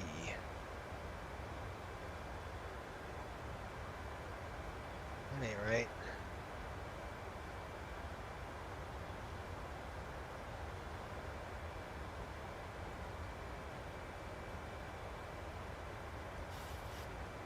Color key here. It's kind of weird. See, this is weird. It's just because of my lighting. It's all goofy, so you see this green screen. That's all right. I'll turn on the light here for us, so it's probably be better. Yeah, there we go. Ryan says 251 light chop at 103 knots. Ugh. 103. Let's see what we got at 380. It should be right around there. The nastiest stuff in turbulence, we're right over it. I'm going to show you folks at home what I'm talking about. Let's go. Let's do this thing. Where's my charts? I don't know, folks. Would you like to see the MD-80 or would you rather see the 7.3? You guys at home, tell me what you'd like to see. So this is what I'm talking about. And if you were wondering, hey, how do you know there's turbulence? And you get bumped around, you can see where we are. And at flight level, what are we climbing through? 32,000, 33. You could see, like, right in this range. There's your turbulence. we're in it. We're in the bad stuff right now. We're probably not going to get out of it until we get past, you know, right after day. Oh, that's going to be right around there. The altitude I like for fuel performance, like the corporate jets. Yes, they go way high. That's right. Let's see how the bumps are here. It's light chop. Yep. You see how we're getting? You can see the wing flexing a little bit on those.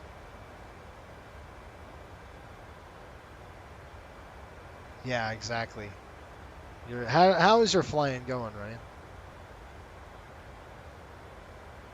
I'll give you an update too. Phoenix 6.9 on the gas. We're good.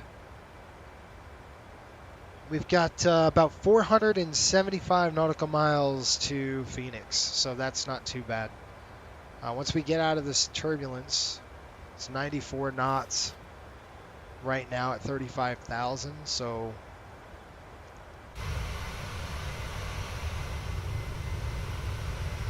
the only part about flying at night is you can't see anything. This is kind of a bummer. Not much you could see.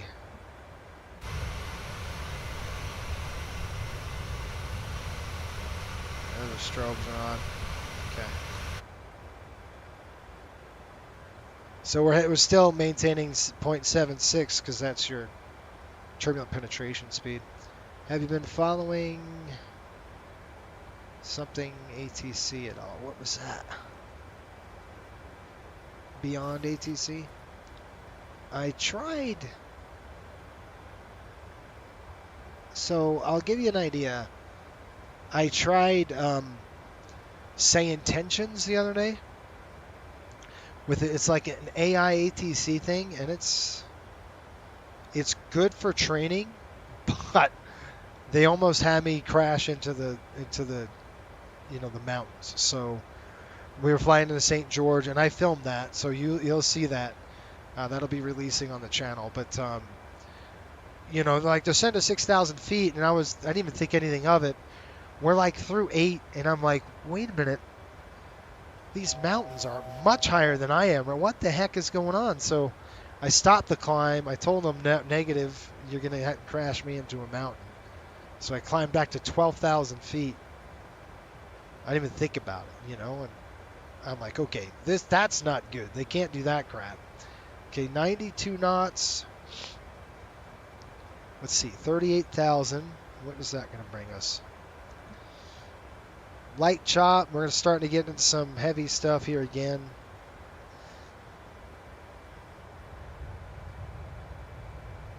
If you're saying light chop at 40,000, there's no.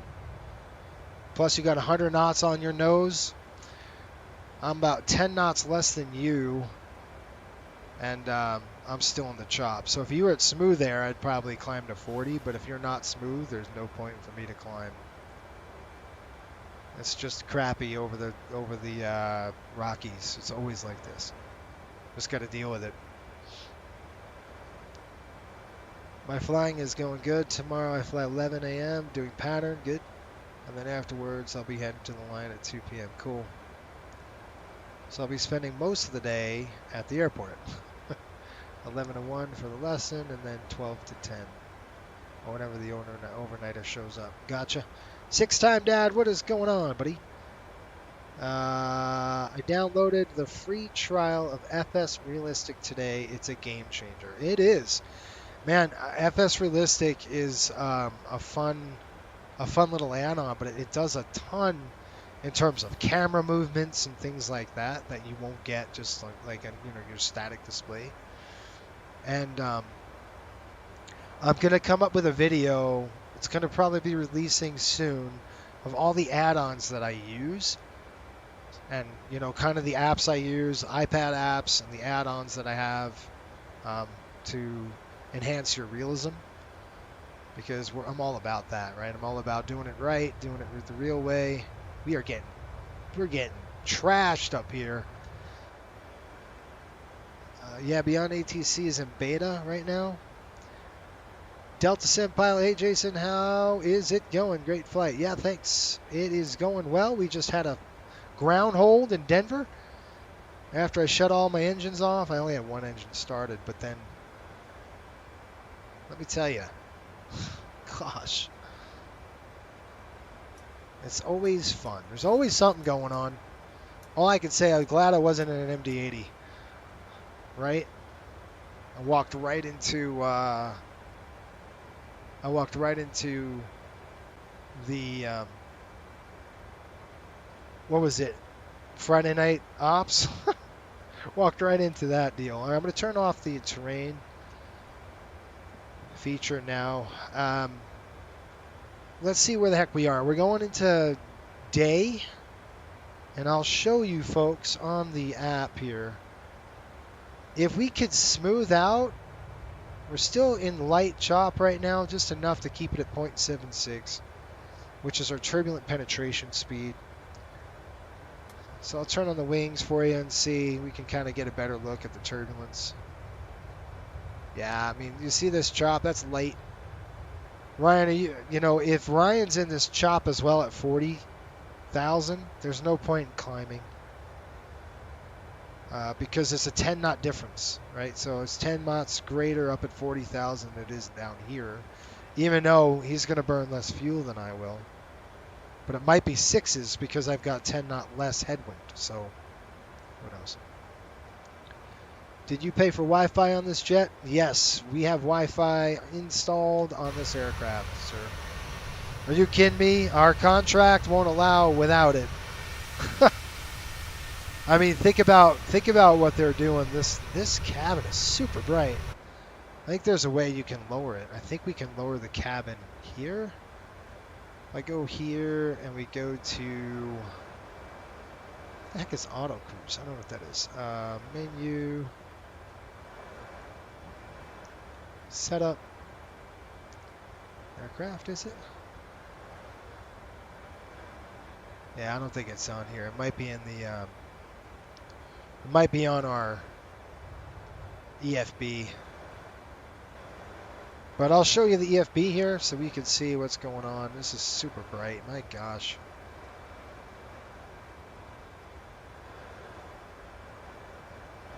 Let's see.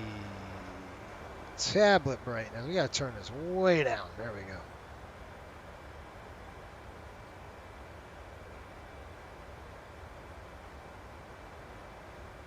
Click down here. Click over here, click here. I'm going to go ahead and whoop, give you the full screen here. You can see what we got going on. When I come over here, the GUP is the is our VOR. We're going to want to, yeah, we're just getting thrashed. Look at this. Ryan, are you any smoother up at 40,000? Or are you getting bounced like I am up here? Let's see what our forecast reads. Pretty much the same, 38 to 42, it's the same thing. It's a bummer. It's going to be like this. Again, I'd get on the radio, I'd call the cabin and let them know it's going to be bouncy too. It's going to be bumping and bouncing until we're through, you know, maybe 40 miles from Gallup VOR, which is going to be 115.1, and I'll set that right now. 115.1.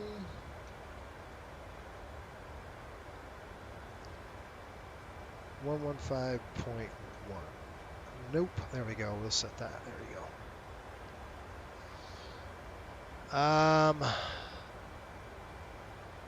The 6-time dad. I fly the 747. Can't wait for the PMDG version release.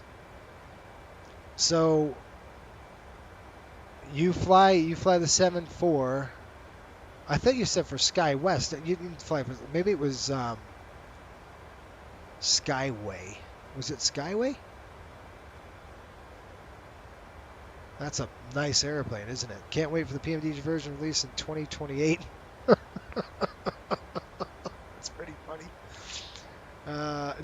No comment. Let's see, your ATM, it's 250, 94. Ooh. Maybe we're going to climb to you, Ryan. Let's see, if we go up to 40, so watch what I do here. We're going to go cruise. So if we step it right now, optimum is 39.1, which you want to stay right below or at optimum. So if we go 400 and I click that, first of all, do we have a buffer? So is it a buffer between 41 and 40,000 with the turbulence? Yes, we're not exactly at that point, which is good. Now you don't trust this. You don't say, oh, 41, we're good. Nope. You don't want to trust that at all. You got to look at the winds and the turbulence and all that stuff. But 1,000 feet of buffer is pretty good. Now, we might get to 41 or 40,000 and go, meh. You could see the fuel savings. If we do a step, it's going to be about 2.5% right now. We could do that if we do a step up right now at 400. And it's the same winds. So really the only thing we're going to be doing is burning more gas. So let's see how long we have to go for this. Phoenix is 412 miles. That's not a lot. It's really, what I'm saying is it's not a lot. Like, we're not really going to catch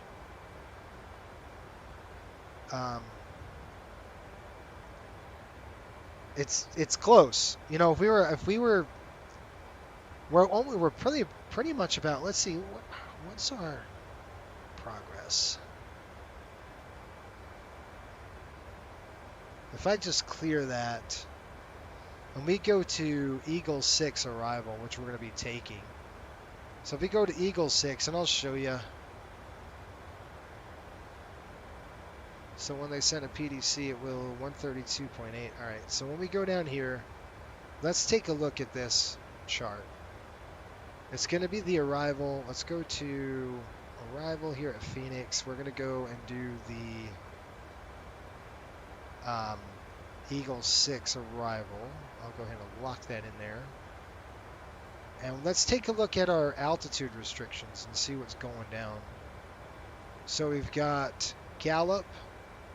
The first waypoint is going to be here when it's 33,000. So below.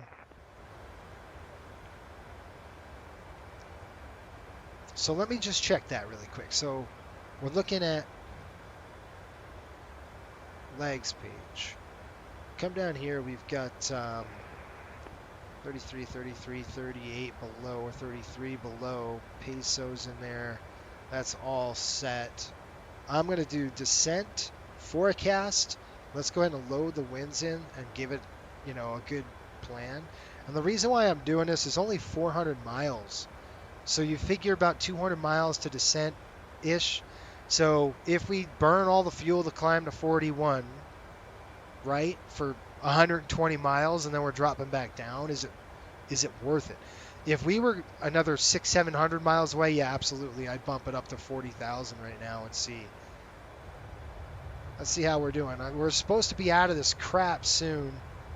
We're still in it. I mean, you can see that it's smooth though. So I might kick it up. All right, let's do it. Oh shoot, I'm good with that. So what I'm going to do is open the speed window or close the speed window back down. And it's going to increase our speed all the way up to that red line there, 0.80. Because I feel like we're smoothing out, we're getting out of this turbulence. And I think we should be in good shape. Albuquerque's on, sweet. When are we dumping that? When are we getting kicked over to Albuquerque? It looks like right before Gallup. Albuquerque is what? Tell me the freak. Did you tell me the freak? 132.8. Thank you. Love it. Ryan's giving me. He's giving me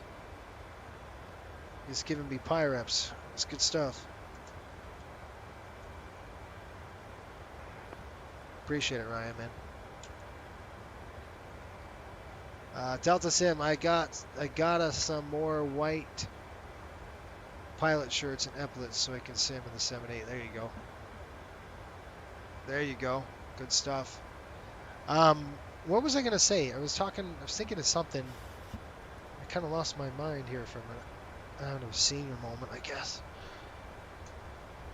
I don't know. So, do you like the 7.3 or do you like the MD-80 better? I guess what's more entertaining? Is the dinosaur entertaining or is this entertaining? Don't know. There's the turbulence. It's back. So close to getting out of this crap. Jeez. I gotta come down again, guys. Gotta come down again. It's just enough. Yeah, I gotta come down. That's just too much of a kick. Ah, it sucks. Shelton says 7.3 all the way. All right. Well, think of this. The next home game, or the next away game we're on the road for, is you guys, like Shelton, you'll see our members, our YouTube members and our patrons will see the flight from Phoenix to Westchester.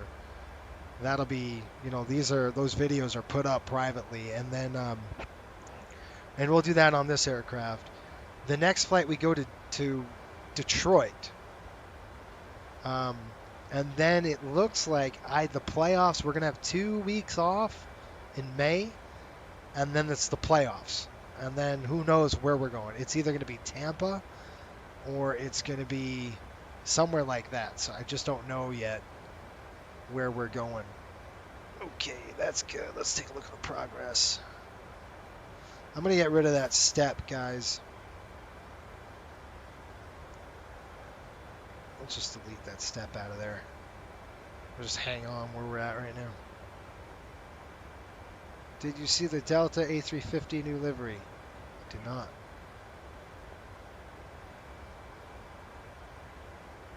I would have gotten ATC departure priority with me. I'd tell them you have a crew connection to make. Exactly right. Well, that's the cool thing about charters. Like, we're not on a time schedule, so it's like, all right, whatever. And the cool thing is you're in an FBO, so you could just open the door and say, I don't know, they didn't give us an ETA. I probably would have kept everybody inside just to said, do you have anything? Like, when the heck are we going here? Yeah, look at these. That is nasty. That's moderate, light to moderate chop right here. What's your... I would climb for this to get out of this crap. But again, I'm looking at the turbulence here. 42 is no better. So that's what I mean. The only thing, it's no better. So it's worse down low, it's better up high, but way up high, like at 46,000, and I can't go that high. So guess what? We're just gonna have to hang on until we're... Some days are like that, until we're out of this crap, and we're going to be out of it shortly. This is the nasty stuff. We got this big blob here. I'll show you here on the chart. So you can kind of see what I'm talking about. We're just this nasty, and that's 30,000. So if we climbed up to, you can see we're in this big blob area right here. So we're getting that moderate chop right up here, but it's going to get light. It's going to get really light for us now. In the next 10, 15 minutes, we should be good to go again. What Delta livery? I didn't see it.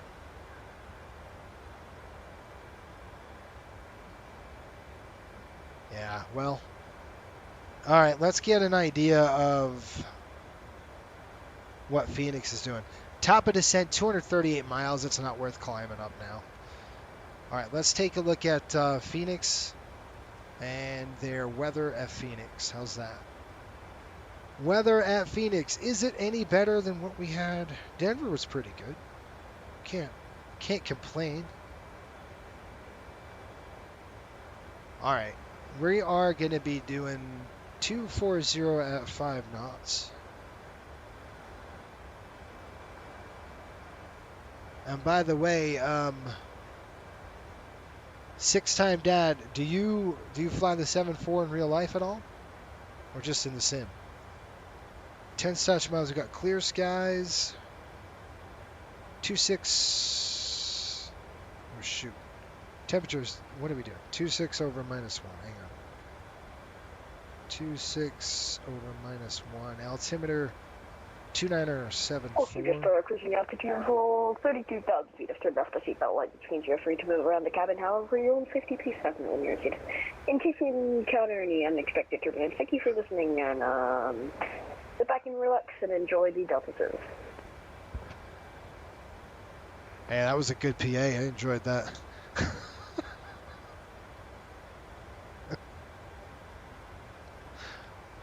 You think he knew it was hot Mike?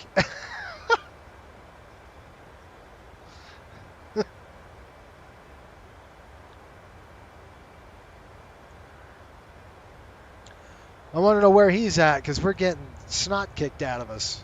I can't even turn the seatbelt signs off.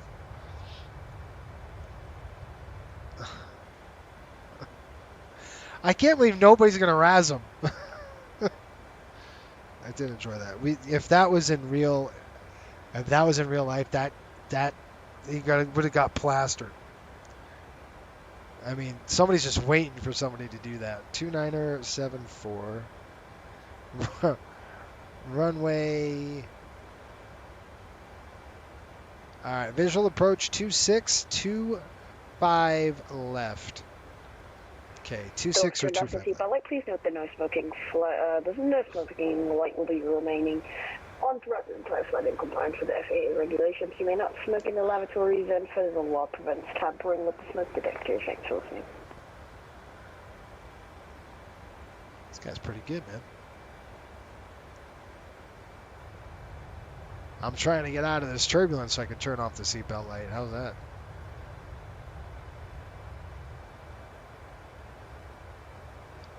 We are broadcasting on 122.8, folks. Holy smokes, that's funny.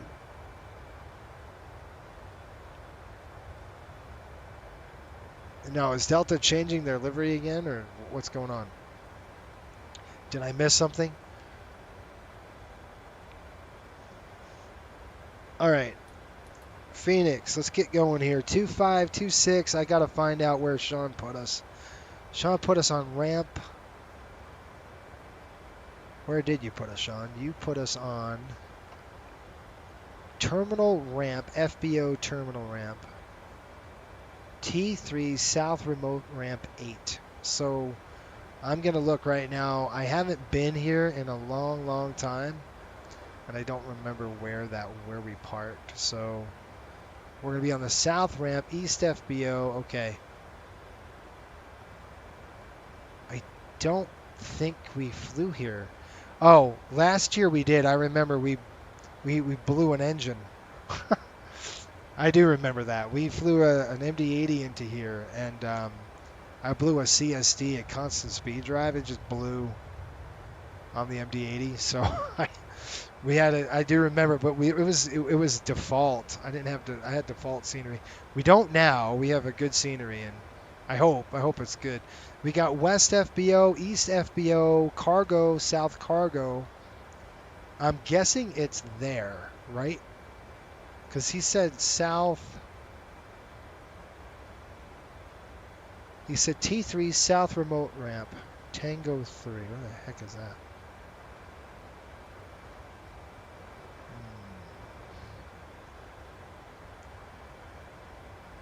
Ground handling Menzies terminal ramp. I don't know. One thing I can do, I think it's to the south, but we're going to find out. All right, how are we doing on bumps? We should be getting out of this crap. Nope.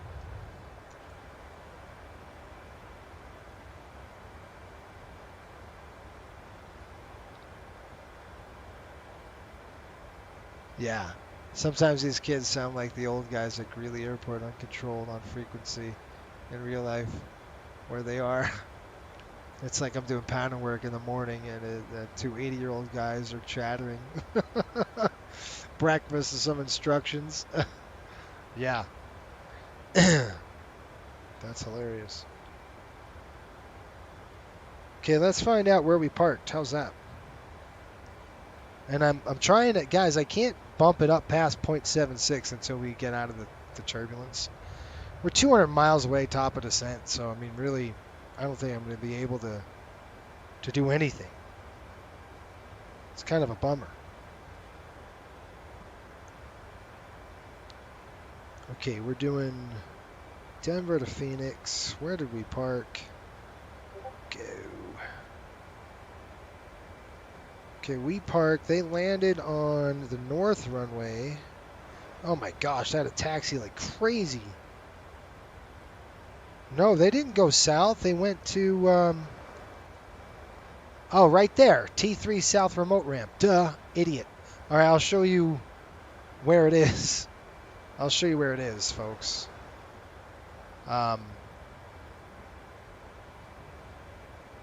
So if we go to here again, I'll go ahead and click that. We're going to go down to airport here. And that's approach. So let's go airport. Parking gates. Yeah, we're getting beat up. It says it right here. I mean, if I just dropped my phone again. It's right here. The teeth that bite me. How about this? T3 South Remote Ramp, right there. That's where we're going. So, hopefully we can, whatever runway they give us, it doesn't really matter. They might, we're coming in from the north, so we might get this northern runway, which is fine. And then we'll just show a nice taxi into the airport. I've never been here with the new scenery. I think it's BM World that did this one. So we'll see how it goes. But that's what we've got. And we got Albuquerque Center calling me. 132.8. Let's give him a call. And then let's click approach and we'll figure out which one we're doing. Yes. Did you ask about parking? Yeah, I got it, bud. The smart part north of taxiway D6, D7 is parking north of Echo. Welcome, radar contact about 120 miles north of Albuquerque, maintain flight level 320. Australia. Awesome. Alaska 1023, Gallop. thank you. Same mark number? Mark 787 currently. Alaska 1023, fin trust bases to FedEx, maintain Mark 0.80 or greater. Mark 80 or greater for Alaska. Albuquerque Center, Riptide 5803, flight level 380, 100 miles north of Gallup, BOR. Riptide 5803, Albuquerque Center, thank you. Report your MAC number. 0.76 right now. Riptide 5803, roger. United 1806 to center maintain flight level 310.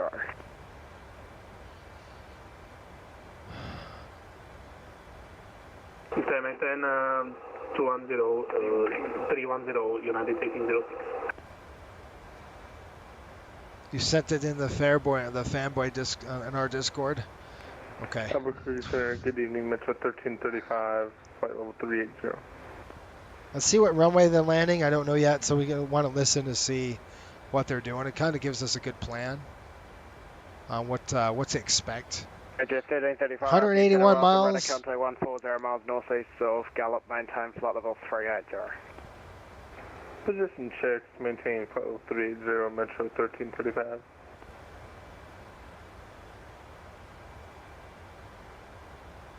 Just trying to see what's going on. Let's see if we can get an idea what runways are landing.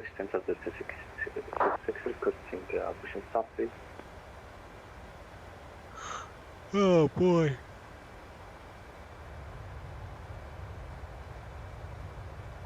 Dallas 626 Albuquerque, set a hello, pushing sound to the ramps to your own discretion, call ready for taxi. I got runway 26. Are you there already? Runway 26, I'll expect it. 42, contact Albuquerque Center 128.45. Okay, let's expect that. Thanks, Ryan. So what we'll do is approach runway 26. Now the RNAV doesn't give us anything. It's going to be a nice approach into here. We'll do the ILS. Obviously, it's a visual. We'll just back it up. We'll back it up with the ILS. So 1335, same mark number. we'll come in as 0 low. Let's see. Eagle 6 is going to dump us off. We're currently at Mach decimal 8 for So Metro I'll have to let it know we're going to go 735. on the southern runways, 26s. Skies 147 So after Alra, let's do continue descent this. via the Burrito 1 arrival. After Elra, descend, continuing descent via the Burrito 1 arrival for Skywest 147. Okay, we're going to go runway 26. I'm going to back it up. Albuquerque Center United 1646, flight level 360. We're 141 northeast of So he says Takeoff. arrival not available for the runway. Yet we know that. So I'm going to clear that. And then I'm just going to say, all right, we're going to do the 1646 Albuquerque Center, welcome. Eagle Thank you. 26, enter, GUP. Mach 0.80. No. Erase that. We're going to do that again. So United I'm going to go 1646 here. for intra spacing, reduce speed to Mach 0.78. It's Eagle 6. United Eagle 1646. 6. So Eagle 6. No, 127, you're up. Right there. Eagle 626. So hold on. We're going to do GUP transition. Enter. And then let's go back to the legs pages. We got there. We're climbing flight level 3. Good to go. Jaggle. 2785 Albuquerque Center, welcome. Yep. Perfect. And then we're going to get into... United 127, can you receive voice at all? We're going to go 26 here.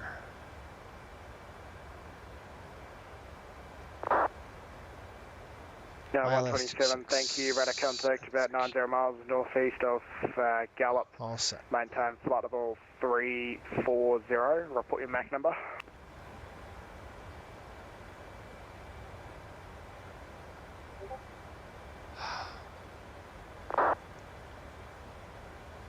All right, how are we doing on the bumps?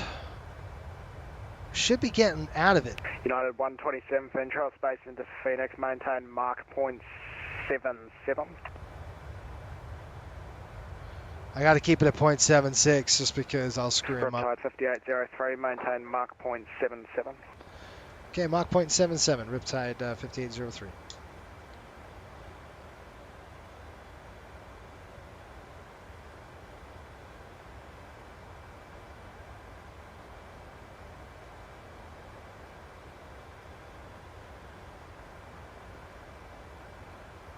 All right, there we are.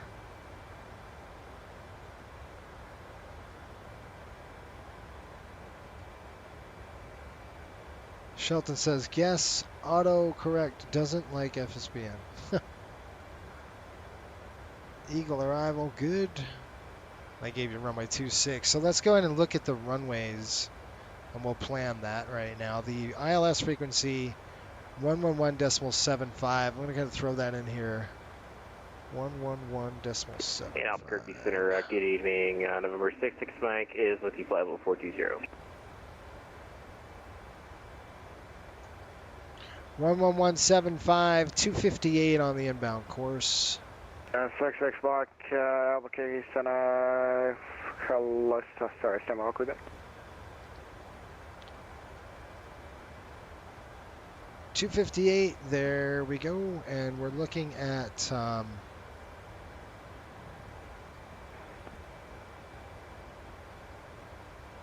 66 Mike, radar contact 70 miles southeast of Chisholm.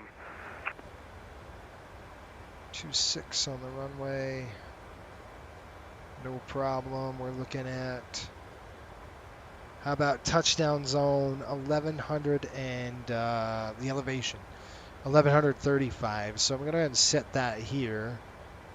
This barrow, I'm just going to bring it up to 1175 feet.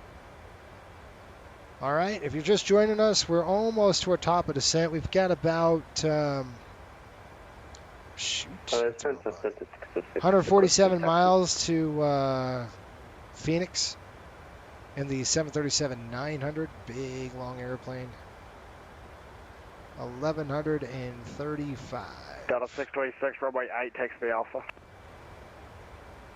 Runway, taxi up.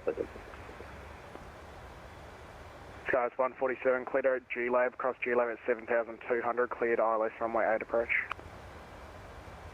Clear direct DULAB and then cross DULAB at, repeat the altitude and then clear the ILS 8 approach. We're not landing the 8s, are they? DULAB at or above 7,200. At or above 7,000 feet at DULAB for Skywest 147. Okay, are we? Did we switch? Did they switch it on us? Let me see. Weather update. What's going on here? Runway 25 right, 25 left, 26. That sim is saying 2505, 10 miles visibility, clear skies 26. They are simultaneous approaches in use. Expect 26 visual approach, 25 left. Okay, I just want to make sure they didn't change it on us because you never know. Okay, good. 111.75 is entered. 256 or 258 on the course. Phoenix 115.6. I'm going to tune that VOR here. 115.6. Boop. Number 2 is coming in. It should pull Phoenix soon. And then last but not least, let's go and dial some things in. We're going to pull in our legs page. And we're going to get into the runway 26. Put on your scratch pad here. And I'm going to go to the, we're going to go to the fix page, dump that in there, and this is a Coastal Airways thing that we do. We go 15, slant 5, and what this is going to do, slant 3. This gives us a visual representation of where we need to be at certain points on the arrival in terms of speeds. Okay, so that 15 nautical mile ring, it draws 3 rings around the airport. Step away for 10 minutes. So what we want to do is that 15, that first 15 nautical mile ring, let's see if I can show you. Let's go map. Here we go. So I'm going to zoom it out. And I'm going to go to legs page and then kick it. Okay, you see, I'll zoom it in a little bit. You see how we get closer to the airport here? This is that 15 nautical mile ring. That once we hit that 15 nautical mile ring, from there to the 5, we need to start slowing the aircraft down to about 210 or flap up maneuvering speed. And then once we hit the 5 nautical mile ring, we've got to get gear down, flat 15, and really start slowing it down. So that's why we do those 3 rings. It just helps us visually Delta figure out what's going on. 6549, Albuquerque Center, hello, descend via the Burrito, 1 arrival. Jeffrey B, what's going on? You runway should have 8. gone to Albuquerque. I was working on the approach. 901. Ah, dude, we were in Denver, and so sorry, man, I didn't know you patrolled. That's cool. Yeah, that would have been awesome. We're doing a this is a charter flight actually, so really kind of out of our control where we go, but we're flying out of Phoenix tomorrow. I think we go to Phoenix. They play tomorrow night, and then we'll fly them out to Westchester. I don't know if they're going to leave tomorrow night or if they're going to leave the next day on Sunday morning or something. Depends when their next home game is. But that would have been cool. One of these days we'll have to link up where you're online and we could you can control us around. That'd be fun. And the good old MD-80 burning holes in the sky. Be awesome. It was a crazy event. I mean, I didn't even know there was an event. So literally, we're sitting there and I start up the right motor and they're like, well, Denver's on a ground hold. I'm like, wait, what? Got to shut it down. And then they call me like, what was it? Ground hold was like 5 minutes. Just confirm the clear to land. It was like nothing. Let's go 1023, descend to maintain, fall 310. 310. No.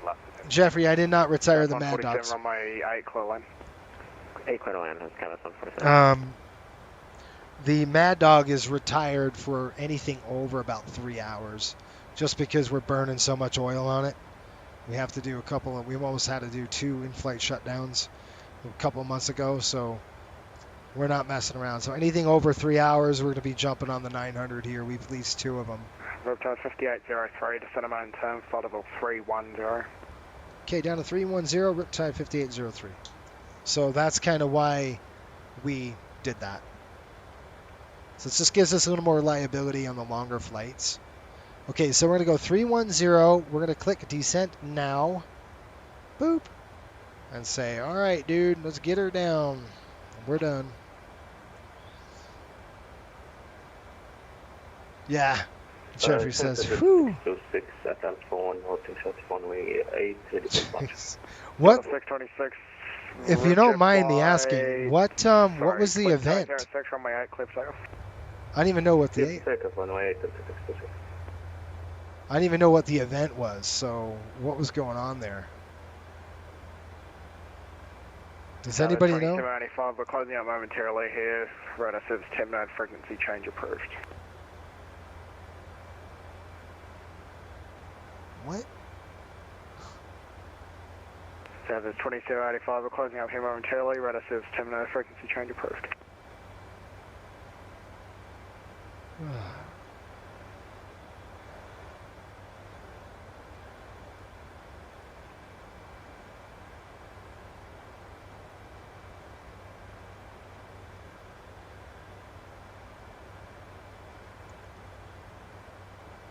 Just a Phoenix Denver crossfire. Oh.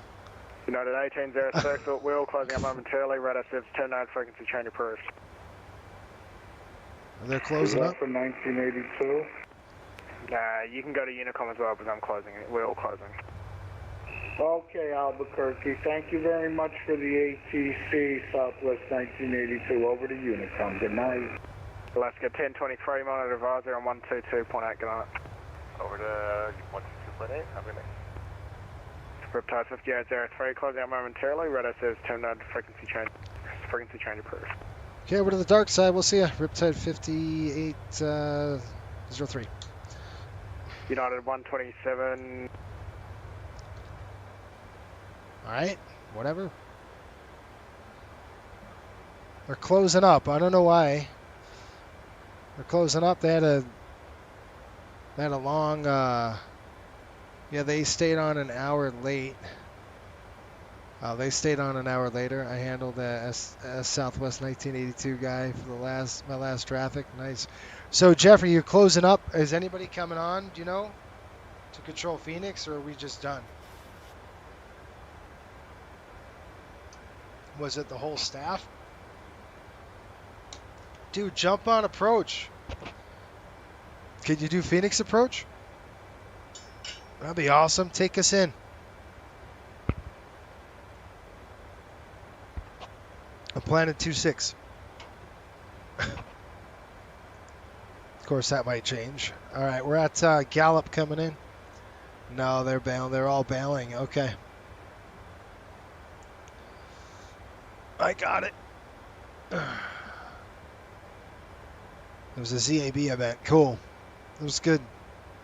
Yeah, Denver was insane. I mean, I was like, man, okay. I mean, I talked to what? You're tired? Yeah, I'm sure you are. It's a lot, right? It's mentally spent. Well, we'll go 310, and then we've got progress page 209 nautical miles to about when we catch up.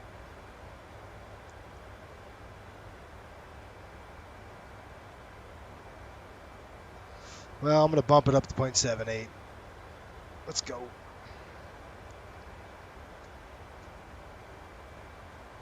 I don't know what's going on behind me. This screen, it's this color key issue I've got going on with this green screen.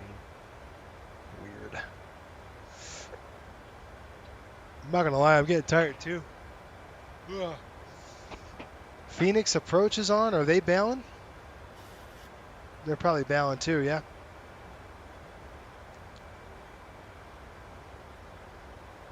We got a Phoenix approach, Phoenix Tower.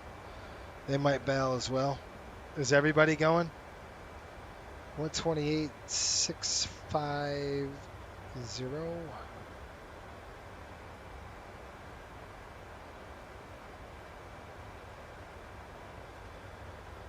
That's crazy. I didn't even know there was an event. Like,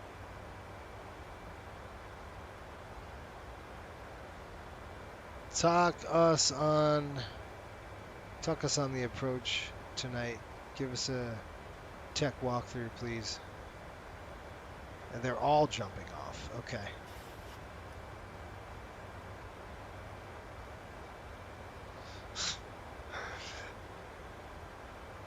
All right. Take us maybe? Take us on the approach tonight? Yeah, you just kick back your feet. Just kick back and relax, right? I'll do the flying. You've had a long night. That's what I'm saying. All right, let's do some calculations here. We're looking at performance tool coming in. We're going to do the landing en route. We are in Phoenix Sky Harbor. Runway is going to be 26. Elevation's there. Slope is there. Runway length, it is dry. We're going to go ahead and import aircraft details. We'll go flap 30. Now, I don't know if it's advantageous to go flap 40 here. It was 11,000 feet. I need a taxi.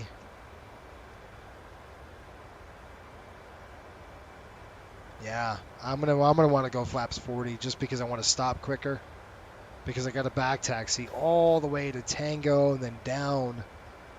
So if we could stop fast, that'd be good. I'm gonna try to get off on Bravo 7. So let's go flap 40 on this puppy. Packs on, anti-ice is off. Reversers are all operative. Auto brakes 2. Normal condition none. We're very light, folks, so it's not that big of a deal. Click calculate. There we go. 63.64. Auto brake 2. Landing distance required 63.64. Landing distance available is about 11,000 feet. Flaps are going to be 40. VREF. I'll set that ref at 131. Good. I'm good with those numbers.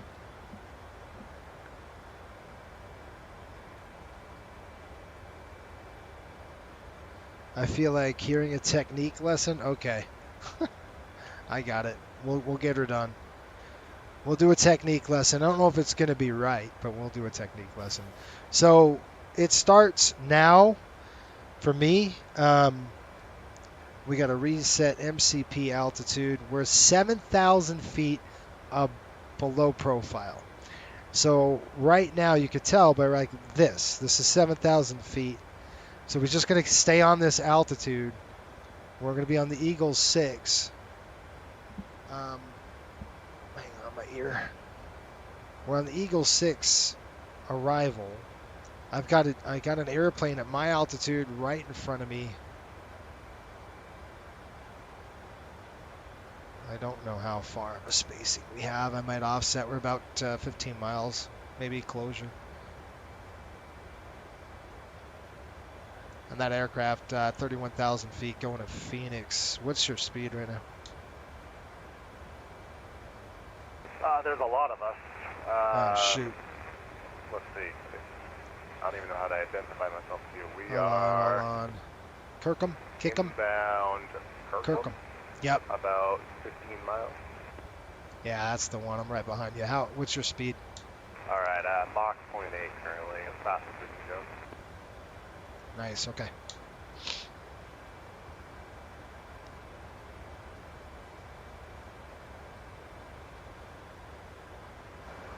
Oh, there's a bump. All right, so what I'm going to do, obviously we're way high. I mean, we're way low. We're at Kirkham. We're going to go slider and then Tins at 270. So if I pull this up,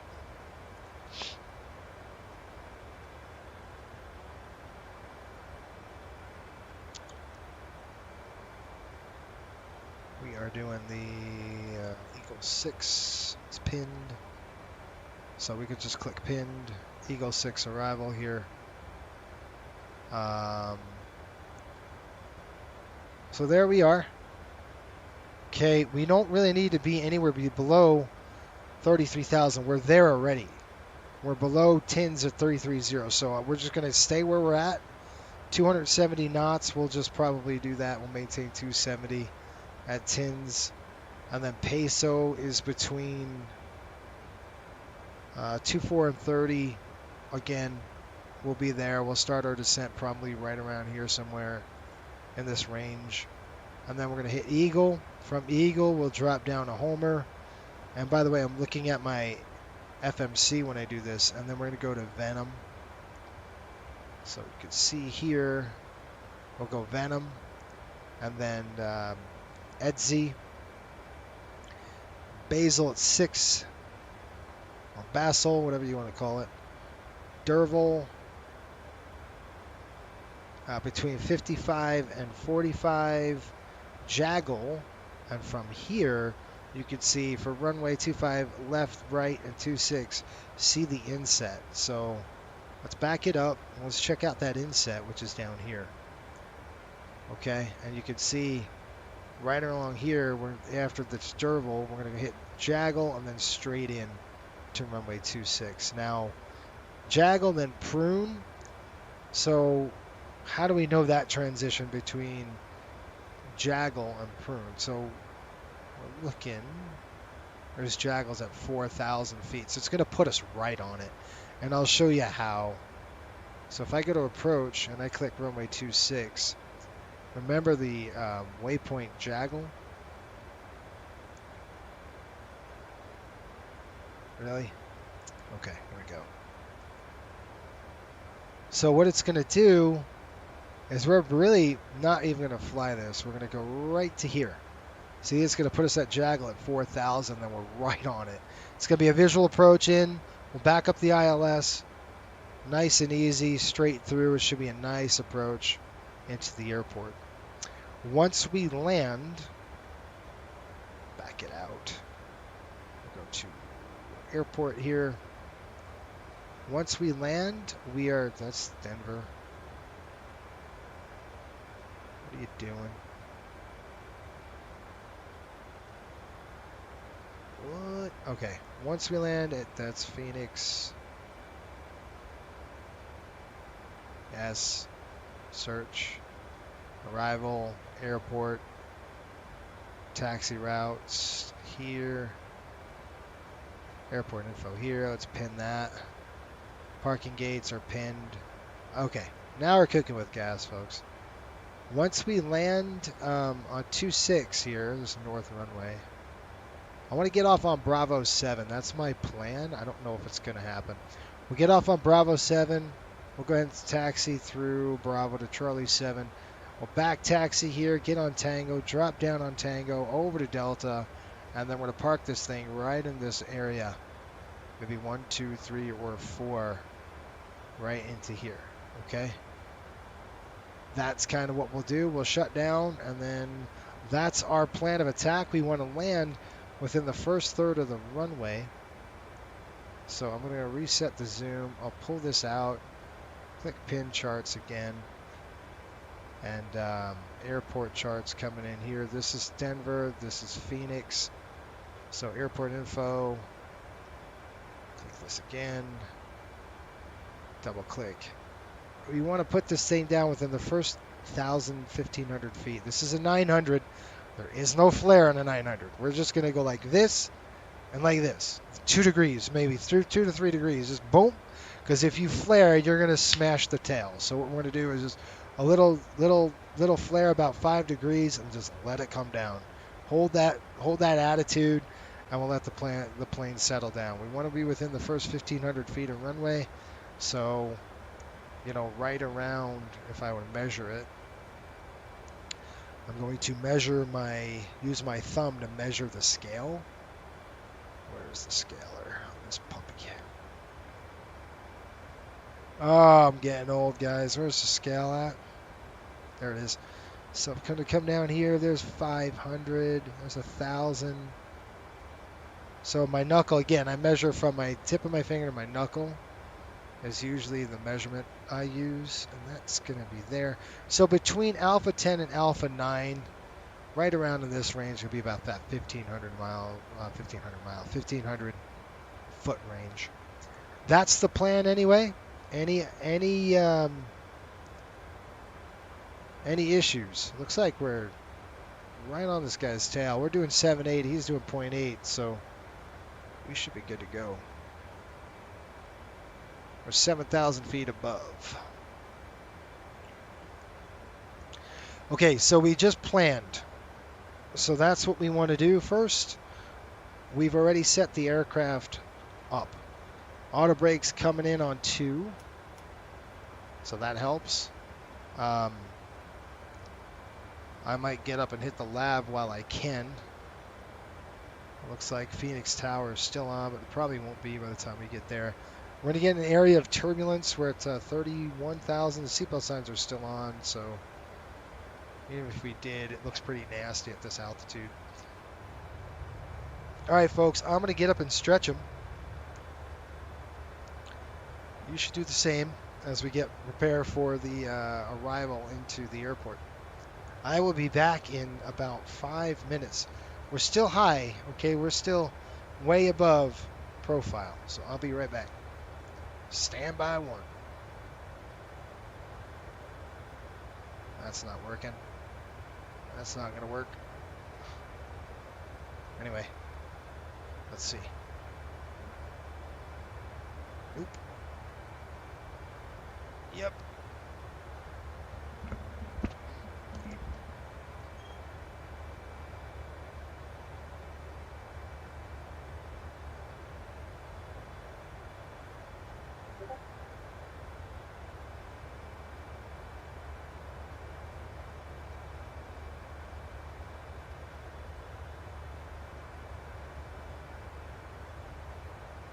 Phoenix traffic, Alaska 1023, we are slowing down to begin our top of descent. A couple miles a minute.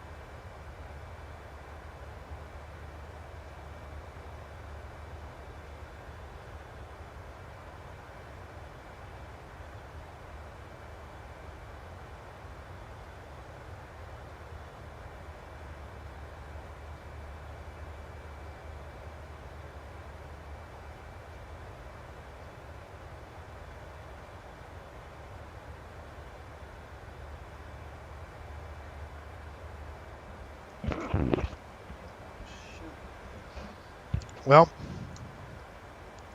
here we go. All right, folks, so take a look. We went from 7,000 feet to about 1,400 now. So what we're going to do is we're going to go ahead and click this, and watch the airplane. We're going to click this. I'm going to bring the airplane way up, and we're going to watch what happens to the speed.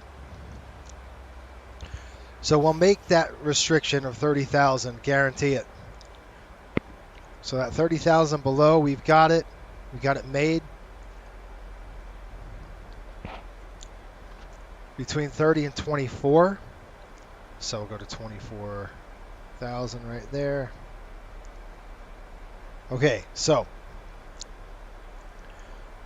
we already made the restriction. All right, so peso's done. We made that restriction, 270. What I did was I cranked up the speed to trade it for altitude, right? So we go fast. That means we're plummet down. I shouldn't say that, but it increases our descent rate. You can see we're at 3,400 feet a minute. We're starting to come down now a little bit, which is nice. About 604, 500 feet. I'm looking at this scale. This is our profile scale, right? So as this comes up, we're going to catch it. Now the next waypoint we got to hit is above 18,000. So I'll just go ahead and just knock this down to 18,000 right here. Yeah, it's bumpy. And once we catch profile, coming up, I'm going to go ahead and select. I'm going to close this window. Right? So this 299, I'm going to hit this speed intervene window. Once we caught it, we haven't caught it just yet. We're 2,200 now and descending. About 40 feet above profile. Hey, John, what's going on, buddy? And now we've caught it, so I'm going to close the speed window and let the airplane descend now. And just kind of take a look and see what it's got for us. It's going to have to slow its speed up to catch the profile again. We might lose a little bit of profile. So you can help the aircraft out. I'm going to just drop the brake just a little bit here. I don't know if I can see that, folks. Let's throw the wing light on.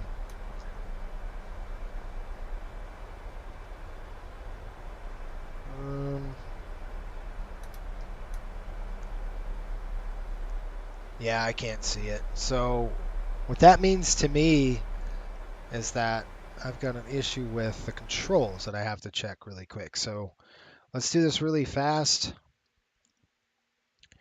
It's going to be this T6 default. We don't want that. Yeah, maybe. Let's take a look at that. Let's save that, click that out. Let's see. Nothing. Okay, that didn't work. So that means the controls, I've got to map my controls to this. Oh, where are you? Let's try this again. Let's try that right there. There we go. So I'm going to throw the speed brake down. That's good. And the reason why I'm doing that is I'm trying to catch that speed, and we're good. It's not going to be out for long. Pretty confident with that. We'll throw them back in. That's all. Just a little bit to get the aircraft slowed up. All right, we're good on speed. Speed brake is not armed. That's good. You didn't get any notification for the stream.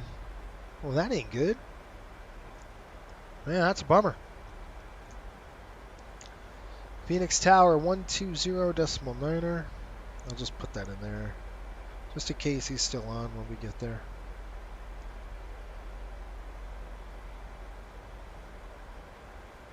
Okay, 120.9er set. I got a target in front of us. I can still see him. So another thing I'm going to want to do is go from here. We're going to go from primary. We're going to go to VMC primary. I'm going to drop the HUD. I like the display as brightness in terms of brightness is good. So we'll go ahead and retract that. we won't need to do our checklist until about 18,000 feet. Kind of show you what's going on. I'll show you where we are. There we are. So you can see we get much closer on this arrival.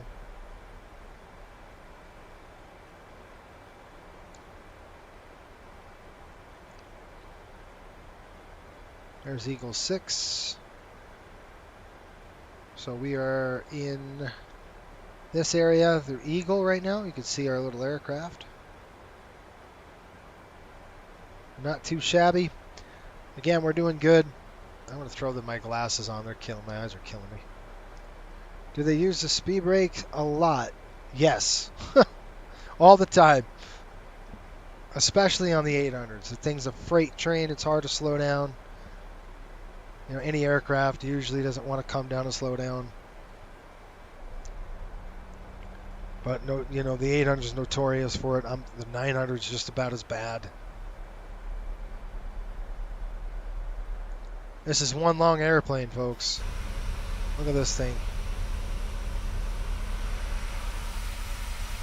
We're getting in the bumps. There's a lot of turbulence out here today. It's just everywhere.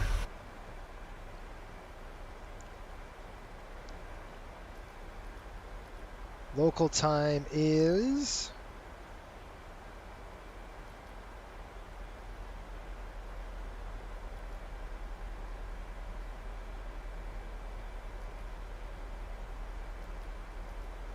yeah, look at that. So 12:48 early in the morning. The next day it's about right. All right, 18,000. We need to be below 17, so I'm going to go ahead and reset this to our bottom altitude, which is going to be right around any other restrictions that I need, 4,000 feet. So I'm just going to set this down to 4. And while we descend, we do have terrain here.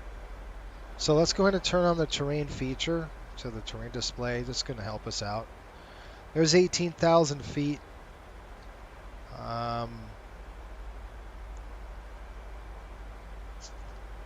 Let's do our descent check. So what we're going to do is overhead panel first.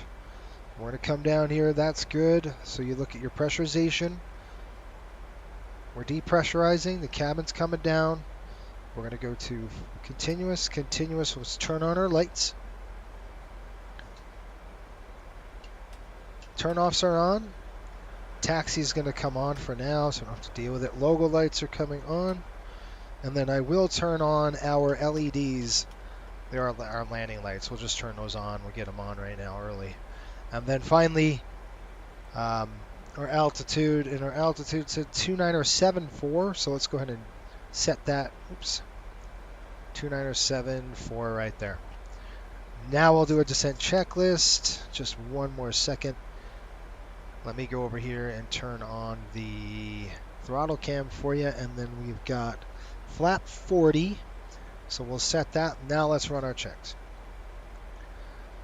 Descent checklist coming up. Altimeters of bugs are set and cross-checked. VRF and V target set and noted. We're looking at 131. Auto brake is on 2. Start switches on continuous. Recall is complete. Descent checklist is complete. We're getting snot kicked out of us, folks.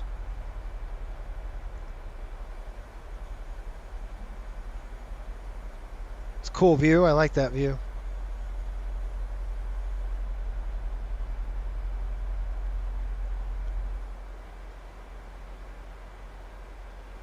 I had a negative 292 feet per minute, G-force 1.85. I flew the 737-700, flap 30, auto brake 1, Bravo 7. I'm at terminal 3. Nice. Good. You flew a 700 in, auto brake 1, you got off on Bravo 7. That's where I want to get off. That's my plan. Let's see if we could do it, folks. That's kind of our, if we know we got a good plan in place, we can get off on Bravo 7. You're in a 700. I'm in a 900. I'm a little heavier than you are, but I'm not that heavy for a 900. So we'll see. All right, there's 17,000 below. We've hit that restriction, and now we're on the turn. 122.8, 120.9 for tower. If they're still going to be on, they might be on. We'll call them final at Jaggle. Terminal 3. Rajo.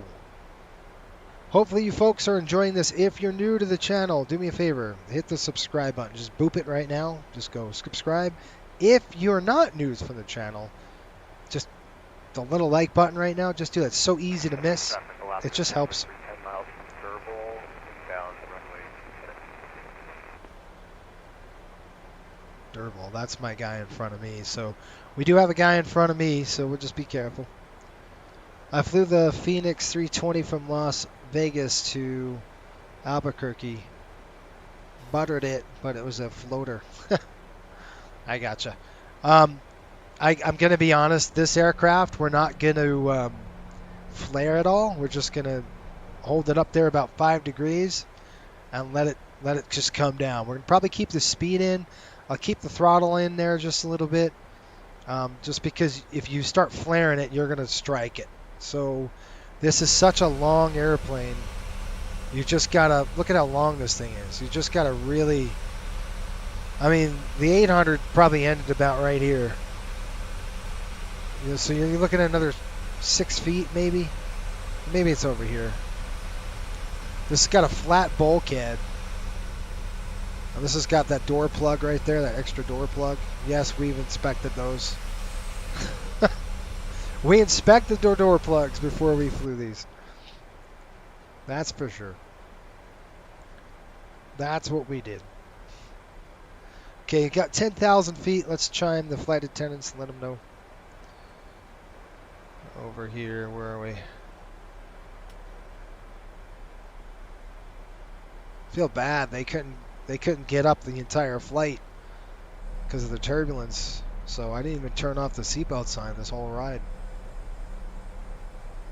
Kind of sucks. They're probably not happy. This is not Phoenix, so don't mistake that airport for Phoenix. Coming up and it's over here somewhere. That's not Phoenix either.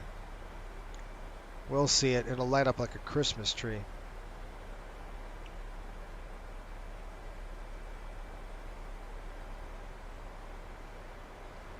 All right, 210 knots. So you can see the ETZ 210 on the speed. So it's going to start slowing us up. You can see how the speed's coming back down. Nice. There's 10,000 feet. We've already hit the attendant notification.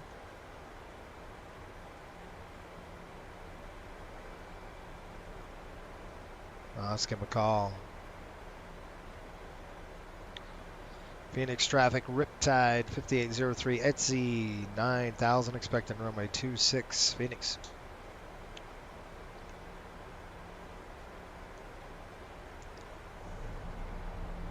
So this should be a calm phase of flight. You shouldn't be busy right now.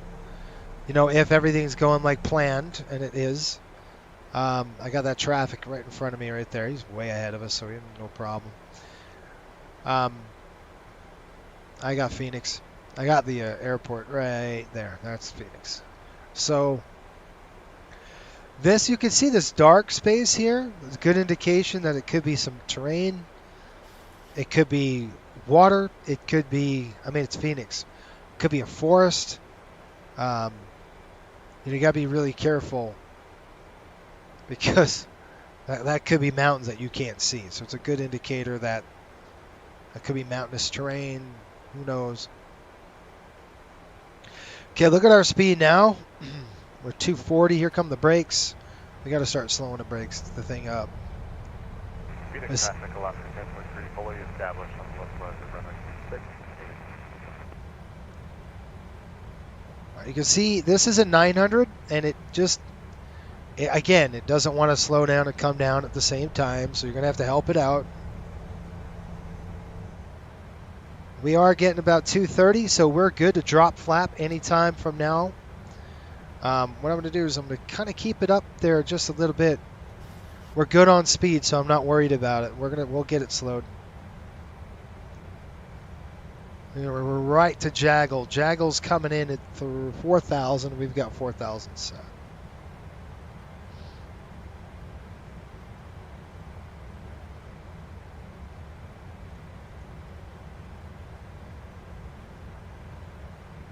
I got a traffic right there at 12 o'clock. Another traffic right there. He looks like he's on the south runway.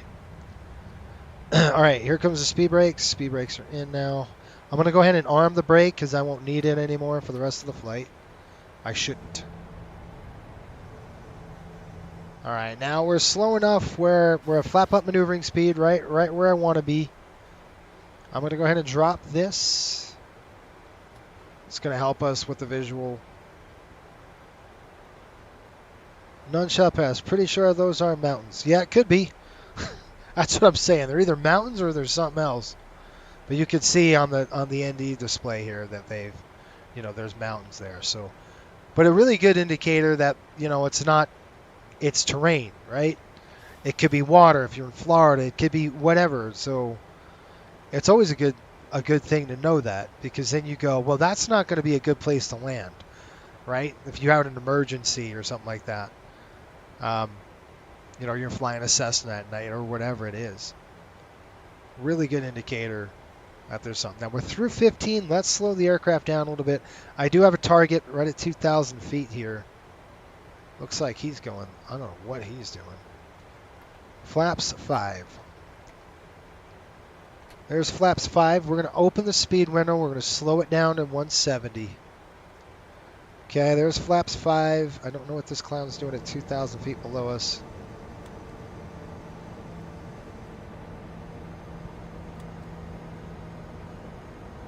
He might be landing that runway. Who knows?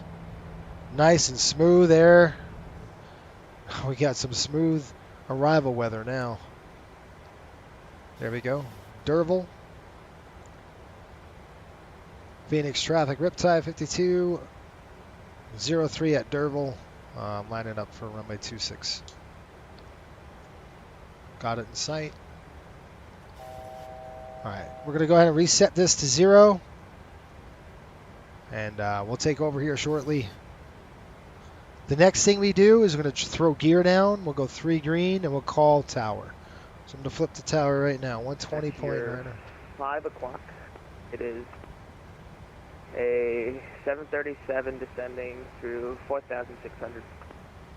I'll keep an eye out tonight, Roman. Traffic should be no factor. FedEx 1981 heavy, runway 25 right, cleared for takeoff. 25 right, rolling. FedEx 1981. Alaska 1023, welcome to Phoenix. Taxi to parking via Charlie, good day. Parking via Charlie, good day. Hold on. Phoenix Tower, Riptide 5203, final 26, about 10 miles.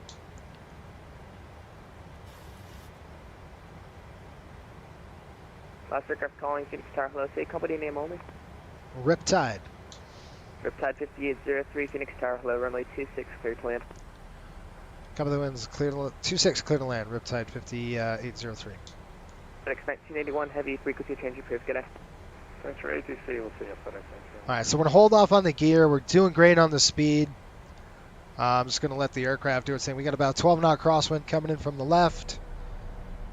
Nice and smooth so far, folks. Looking good.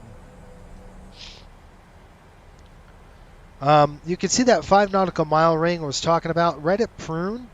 That's when we'll throw gear down. We'll throw flat 15. So we're just going to stay at 170 to about 5 nautical miles. If there's somebody behind me, we can even push 180 if we wanted to. Usually it's a 170, 180 till you're about 5 nautical miles, and then you'll start slowing down. Dark is not good unless you are certain that there's an airport environment. It's true. That is true. All right, here we go. Gear down. Flap 15. We're going to slow 15 speed right now. Right there. That's 5 nautical mile. We can start slowing down to approach speed. Looking good, folks.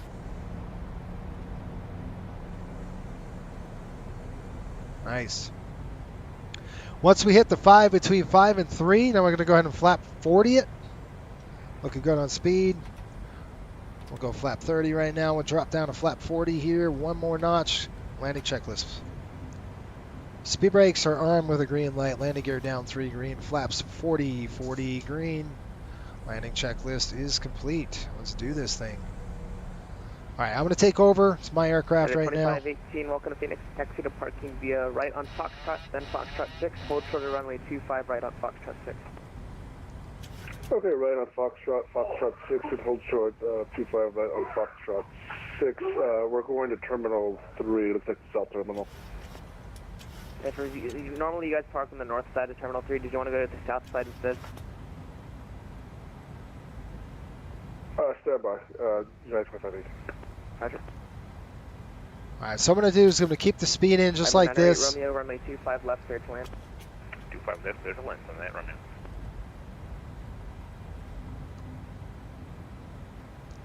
All right, we're trying not to do a duck under here. Problem is, if we don't do that, then we're just going to float all the way to China. There's all the reds. There we go. Red over white. A little bit. That's good right there. You don't want to do too much. That's perfect just because it's nighttime.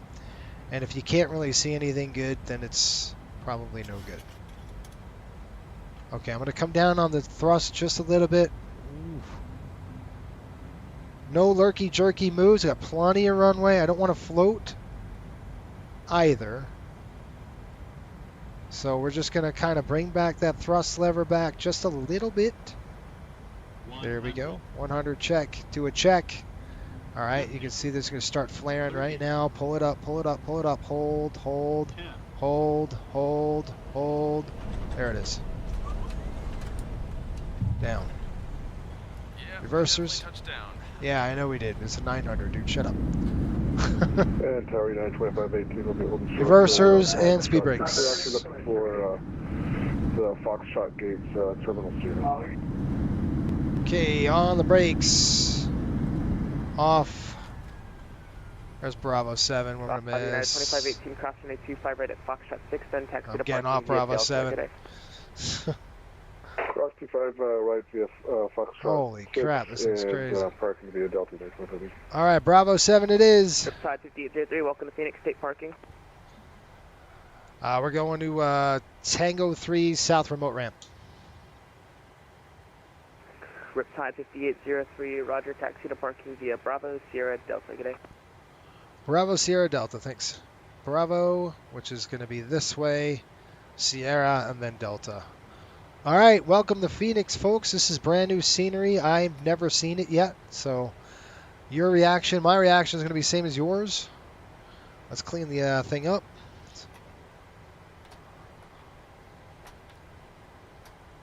Flaps coming up. Phoenix Tower, Southwest 216, is this your time to contact? Southwest 216, Phoenix Tower, hello, I couldn't read that. Could you say your request again? Okay, lights coming off. I was wondering if this is a good time to contact you. We're approaching the airport. Southwest 216, I don't see you in my scope yet, so just contact me on a 10-mile final, please. Turn off's coming off. On 10 mile final. Down to 127 Phoenix Tower.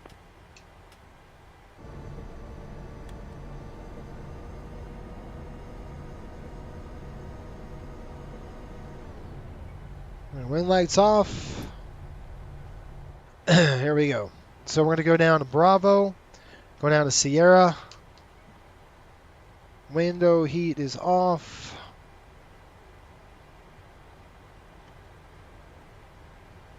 Is that a Riptide? That's a Coastal MD-80 right there. That's pretty cool.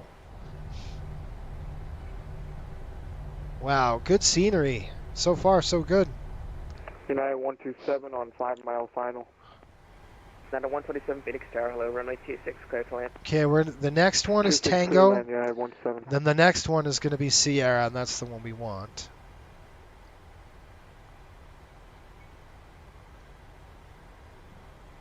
Was that you on the? Was that you, Ryan? That 7-3 United? I just passed you. Nice. Cool. You're back there somewhere. All right. There's Ryan. Nice. Good work. Good work. All right, we got Tango here, and then we're going to go into Sierra. Sierra is going to be the next one. So Sierra is going to be over here, and then we're going to go to the south side of the airport. So I'm impressed with the scenery so far. There's Sierra, so we're going to go ahead down Sierra here. Southwest 260, 5 mile.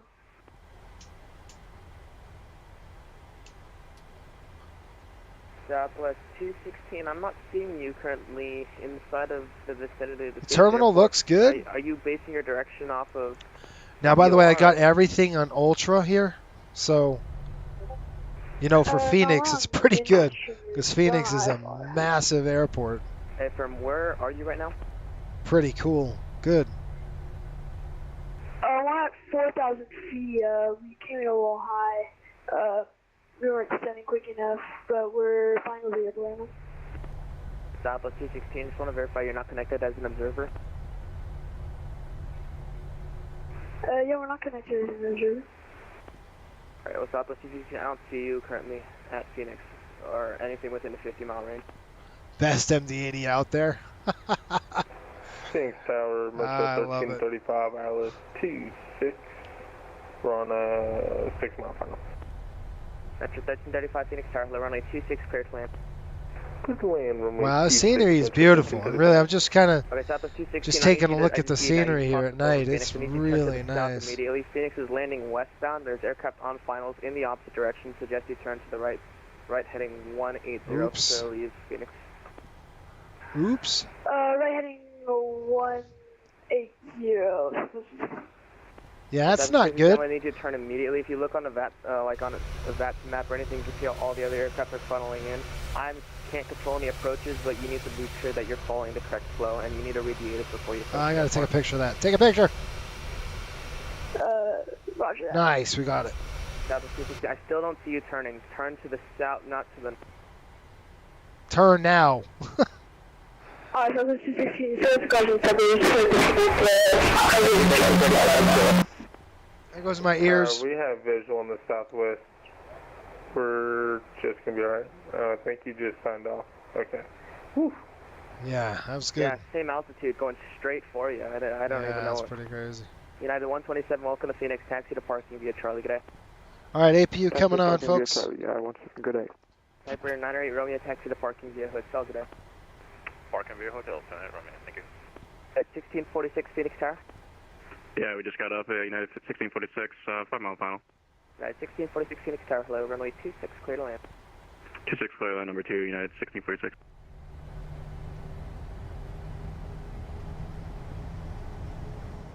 All right, we just turned on the APU. We'll get the GSX working for us here. I don't like that. I can't see anything. There we go. All right, GSX is going to start. We have gate. Phoenix Tower, Southwest 1015, request out for clearance to Denver. 8. Southwest 1015, Phoenix Tower, thanks for Golf, expect PDC. See if this thing works. It's doing its thing. My ears, yeah, mine too. Ouch. Yeah, phone number time, no kidding. Come on, man.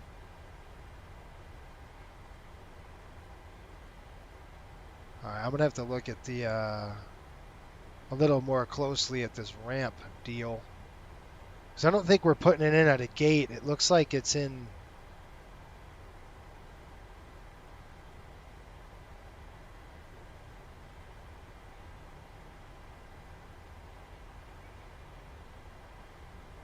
Yeah, it's going to be on the south ramp. We got to keep going. These are the Foxtrot gates. This is Concourse 5. 1335, welcome to Phoenix State Parking.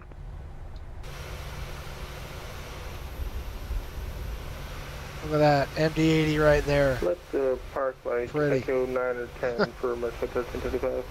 Metro 1335, another one. Roger, taxi to parking via Charlie, good day. Parking via Charlie for Metro If I 1335. can get on the center line here.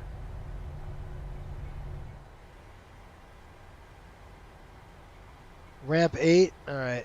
Yeah, sorry, my ears were killing me on that too. I suffered just as you did. 672 Phoenix Tower. I don't know if it's going to work. 672, go ahead. Let's see. That's Southwest 672, if you could check in, please. There's a gate here with nothing attached to it. That's so weird. 672, could you just check in? You know why? It's because of the stupid...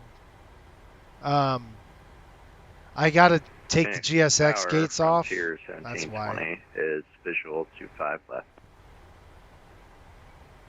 Frontier Flight 1720 Phoenix Tower, hello, runway 25 left, clear to land. Oh, you said gate 8. We're going to keep going up then. Frontier 1720. Southwest 672, runway 26, clear to land.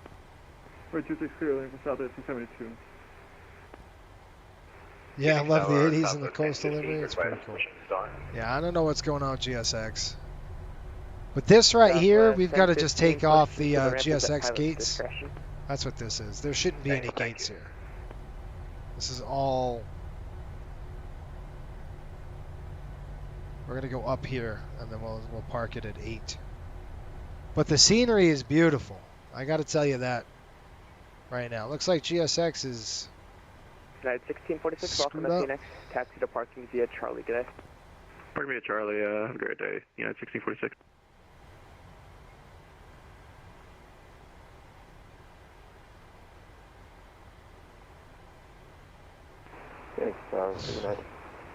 GSX, you gotta love it. I just gotta remove their gates, you know, it's United 2355, Phoenix Tower, hello, push onto Delta, approved, face east.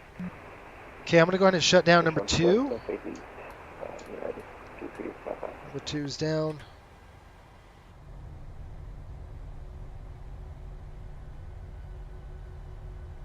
Nice. When we come back tomorrow, these gates will be gone, folks, so you won't see any of this. Because it shouldn't be here. This is like a remote ramp. Attention all aircraft, Phoenix Tower is closing at the top of the hour. Roger. Alright, there's gate 8, or ramp 8. So we're going to make our turn into here. Phoenix traffic southwest 32. There we go. Back wow, look at this scenery. Let's you know what, guys? When I shut down, let's take a look at the scenery. How's that? We'll do a drone shot across it. I'll change the weather. Okay, that's on. We're on the APU. Number 1's coming down. Good job. Good work. Not bad. Okay, we're in at 1:14 a.m. Woo! It's a nice night. 1:14 a.m. Seatbelts coming off. And let's go ahead and do our checks right now. So I like to go on the overhead here, turn on the panel because I want to see what I'm doing. So go full bright because we're not flying anymore tonight.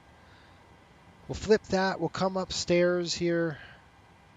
Just make sure that you can see the N2 coming down. Now you could turn off your beacon. Beacon lights coming off. Anti-collision, I should say. All right, we're going to keep the logo lights on. We'll keep the steady lights on. Taxi lights are off. We would have blinded everybody today on the ramp. All the fuel pumps except for the one, because again, we're running the APU. So that, and then we're going to come through here. Generators. We'll put our to generator APU right there. Battery. Those are off. We're going to go ahead and kill the electric hydraulics. Packs will stay on. We'll turn on the APU bleed right now to help to get the temperature back in a good spot. And then APU bleed is on. And we're good there. Go ahead and open the door. We'll get the chocks on the aircraft.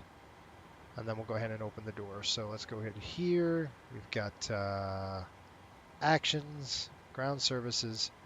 We're going to throw the chocks on. We're not going to request any of that just because we're in a remote area here. Click return, click the doors. We're going to go ahead and open the door. And we're going to go ahead and extend the stairs. Seatbelt signs off. We already told them. All right. We would pop the door open. Tell everybody have a great night. Have a good game tomorrow as they play Phoenix, the Coyotes here. And we're going to go ahead and disconnect from the server. And then we're going to change the weather because I do want to see this in the day. And I'm going to file the flight plan before I do that at Coastal because I want to get paid. Yeah, sweet. We just got paid. Good. Cha-ching, money in the bank. All right, and we're going to do a saved state. So we're going to do a saved cockpit state. But before we do that, we got to make sure we're going to terminate. So we're going to do a terminator. This is coming on standby. All right, to 0. The brakes are on. That is good. Those are up. Fun joining you. Yeah, Ryan, I appreciate, man. I that was cool that you did that. I didn't even know they were having an event tonight, so it was quite fun to pop in. And then, oh, by the way, there's a bazillion traffic on tonight. It was pretty cool. All right, let's go upstairs. We're going to do a shutdown of the APU. It's the first thing we're going to do right here. You see how I threw the APU off. It's got to run its cycle. It's going to run its cycle and down. I'll go ahead and throw this off. And then we're going to go, and the only thing that we're going to keep on is the steady. I'll throw this to the left side for now. And then on the overhead, we're going to come up here, and we're going to shut off the cab and the pack seats, even though they're dummy switches and don't do anything. We don't have any on the aircraft. APU's coming off, packs are off. And lastly, we're going to throw that to the off position it is. We just got to get this APU off right now. You didn't know we had an event either? That's hilarious. How are you? Everybody's checking in. Are you from France? I'm just guessing. I don't know. You might be. 2 hours and 12 minutes for the entire run. We're going to go ahead and change the weather. I want to give you a good review of this, of the airport. How's that? Let's go ahead and do I don't know. Yeah, let's do that. Let's be a good time to see it. Okay, that's off. That is now coming down. You see the EGT dropping.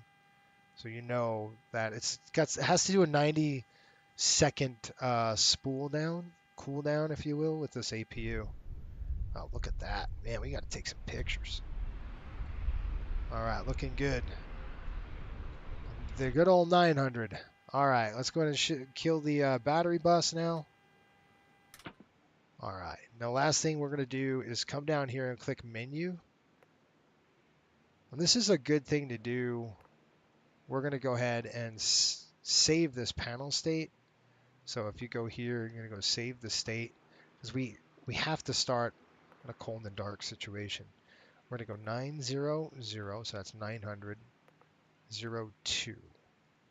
And the aircraft is the aircraft's 901, but subscribed and liked. Hey, thanks.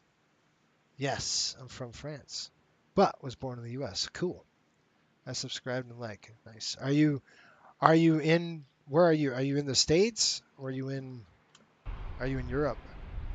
All right, let's check this out. Let's go to the drone mode and let's see what we got. Holy smokes. Hang on. I got to kind of leapfrog it, and it's got to reset the scenery here.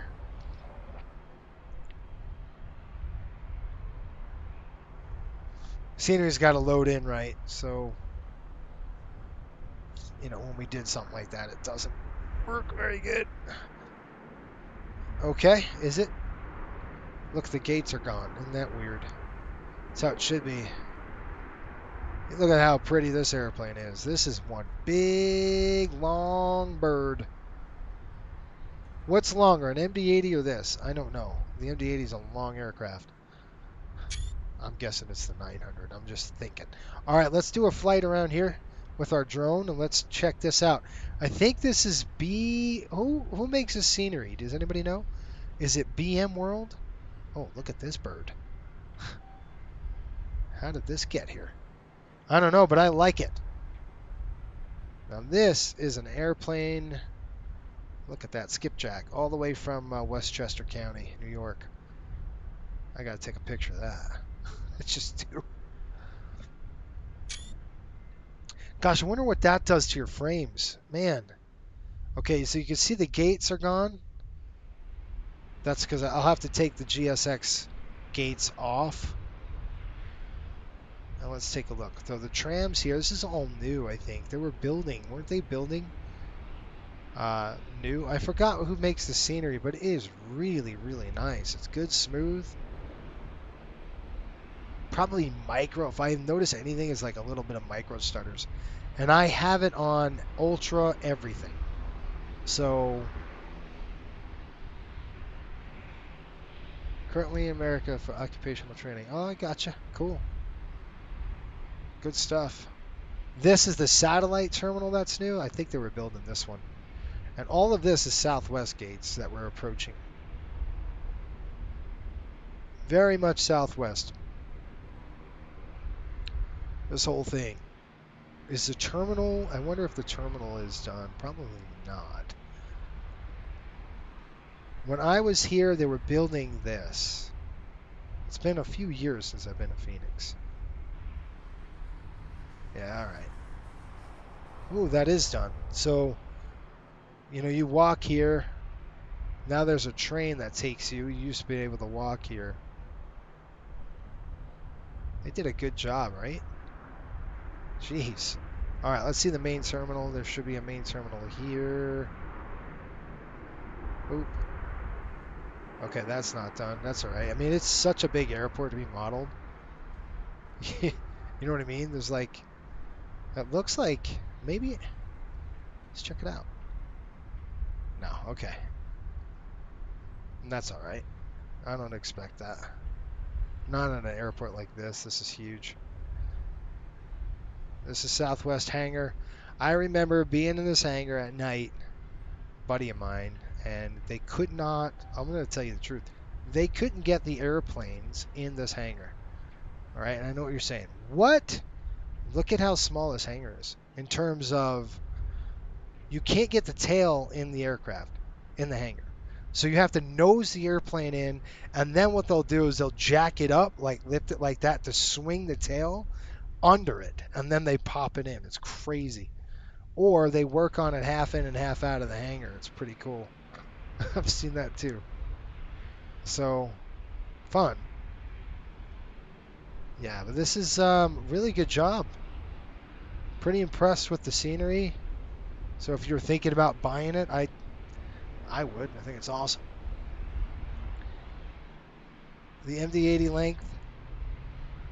Look at the MD-80 length. 45 meters, and the 739 is 42. This MD-80 is bigger. That is hilarious. It is longer. I'm telling you, that stinking 80 is a long airplane. That's insane. Here I am worried about a tail strike, and I'm the MD-80. I'm just like, yeah, we got it all day long. Yeah, that is a long airplane. The MD-80 is a long bird.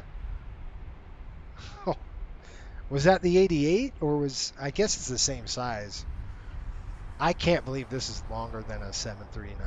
That's insane. It is good looking scenery. My favorite aircraft's the A380. I gotcha. Crescent City. I gotcha. All right, cool. Good stuff. Good stuff. All right, folks, let's check the other side of the terminal here, where there's more MD-80s for Jeff. Yeah, this is pretty good. Do the trains work? Let's see if the trains work, folks. Be really cool. I think these are roads. Nope, this is the rail. Let's see if there's, I don't know if there's a train that's going to come in.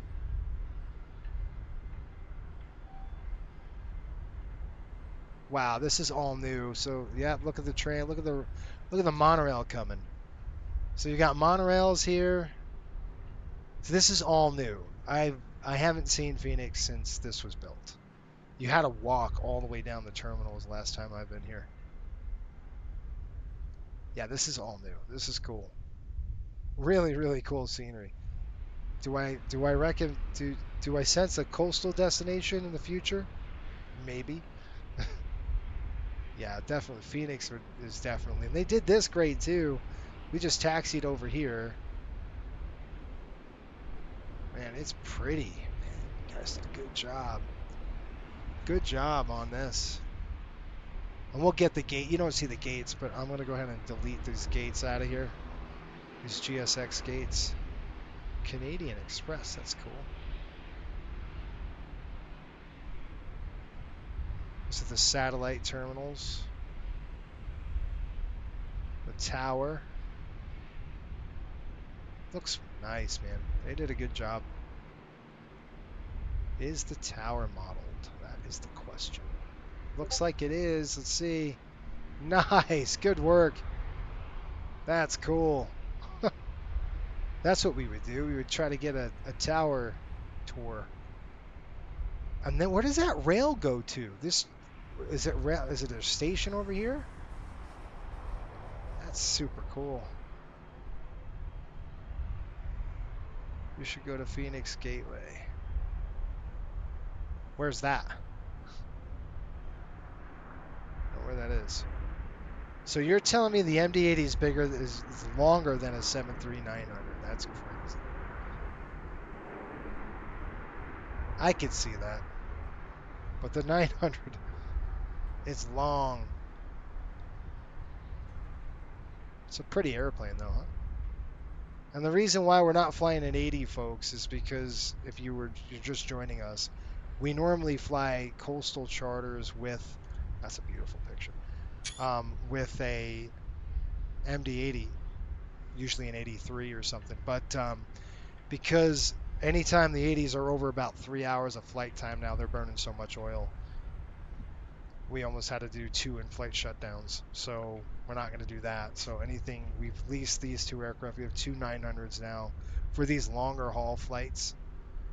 You know, anything out west, we're probably going to be grabbing these and doing the runs. But the rest of the regular season charters for us after we bring this 900 back home to Westchester tomorrow is probably going to be the MD-80. So we're going to go MD-80 to Detroit, and then we've got it probably to Tampa or somewhere in Florida when we do playoffs. It'll be normal flights.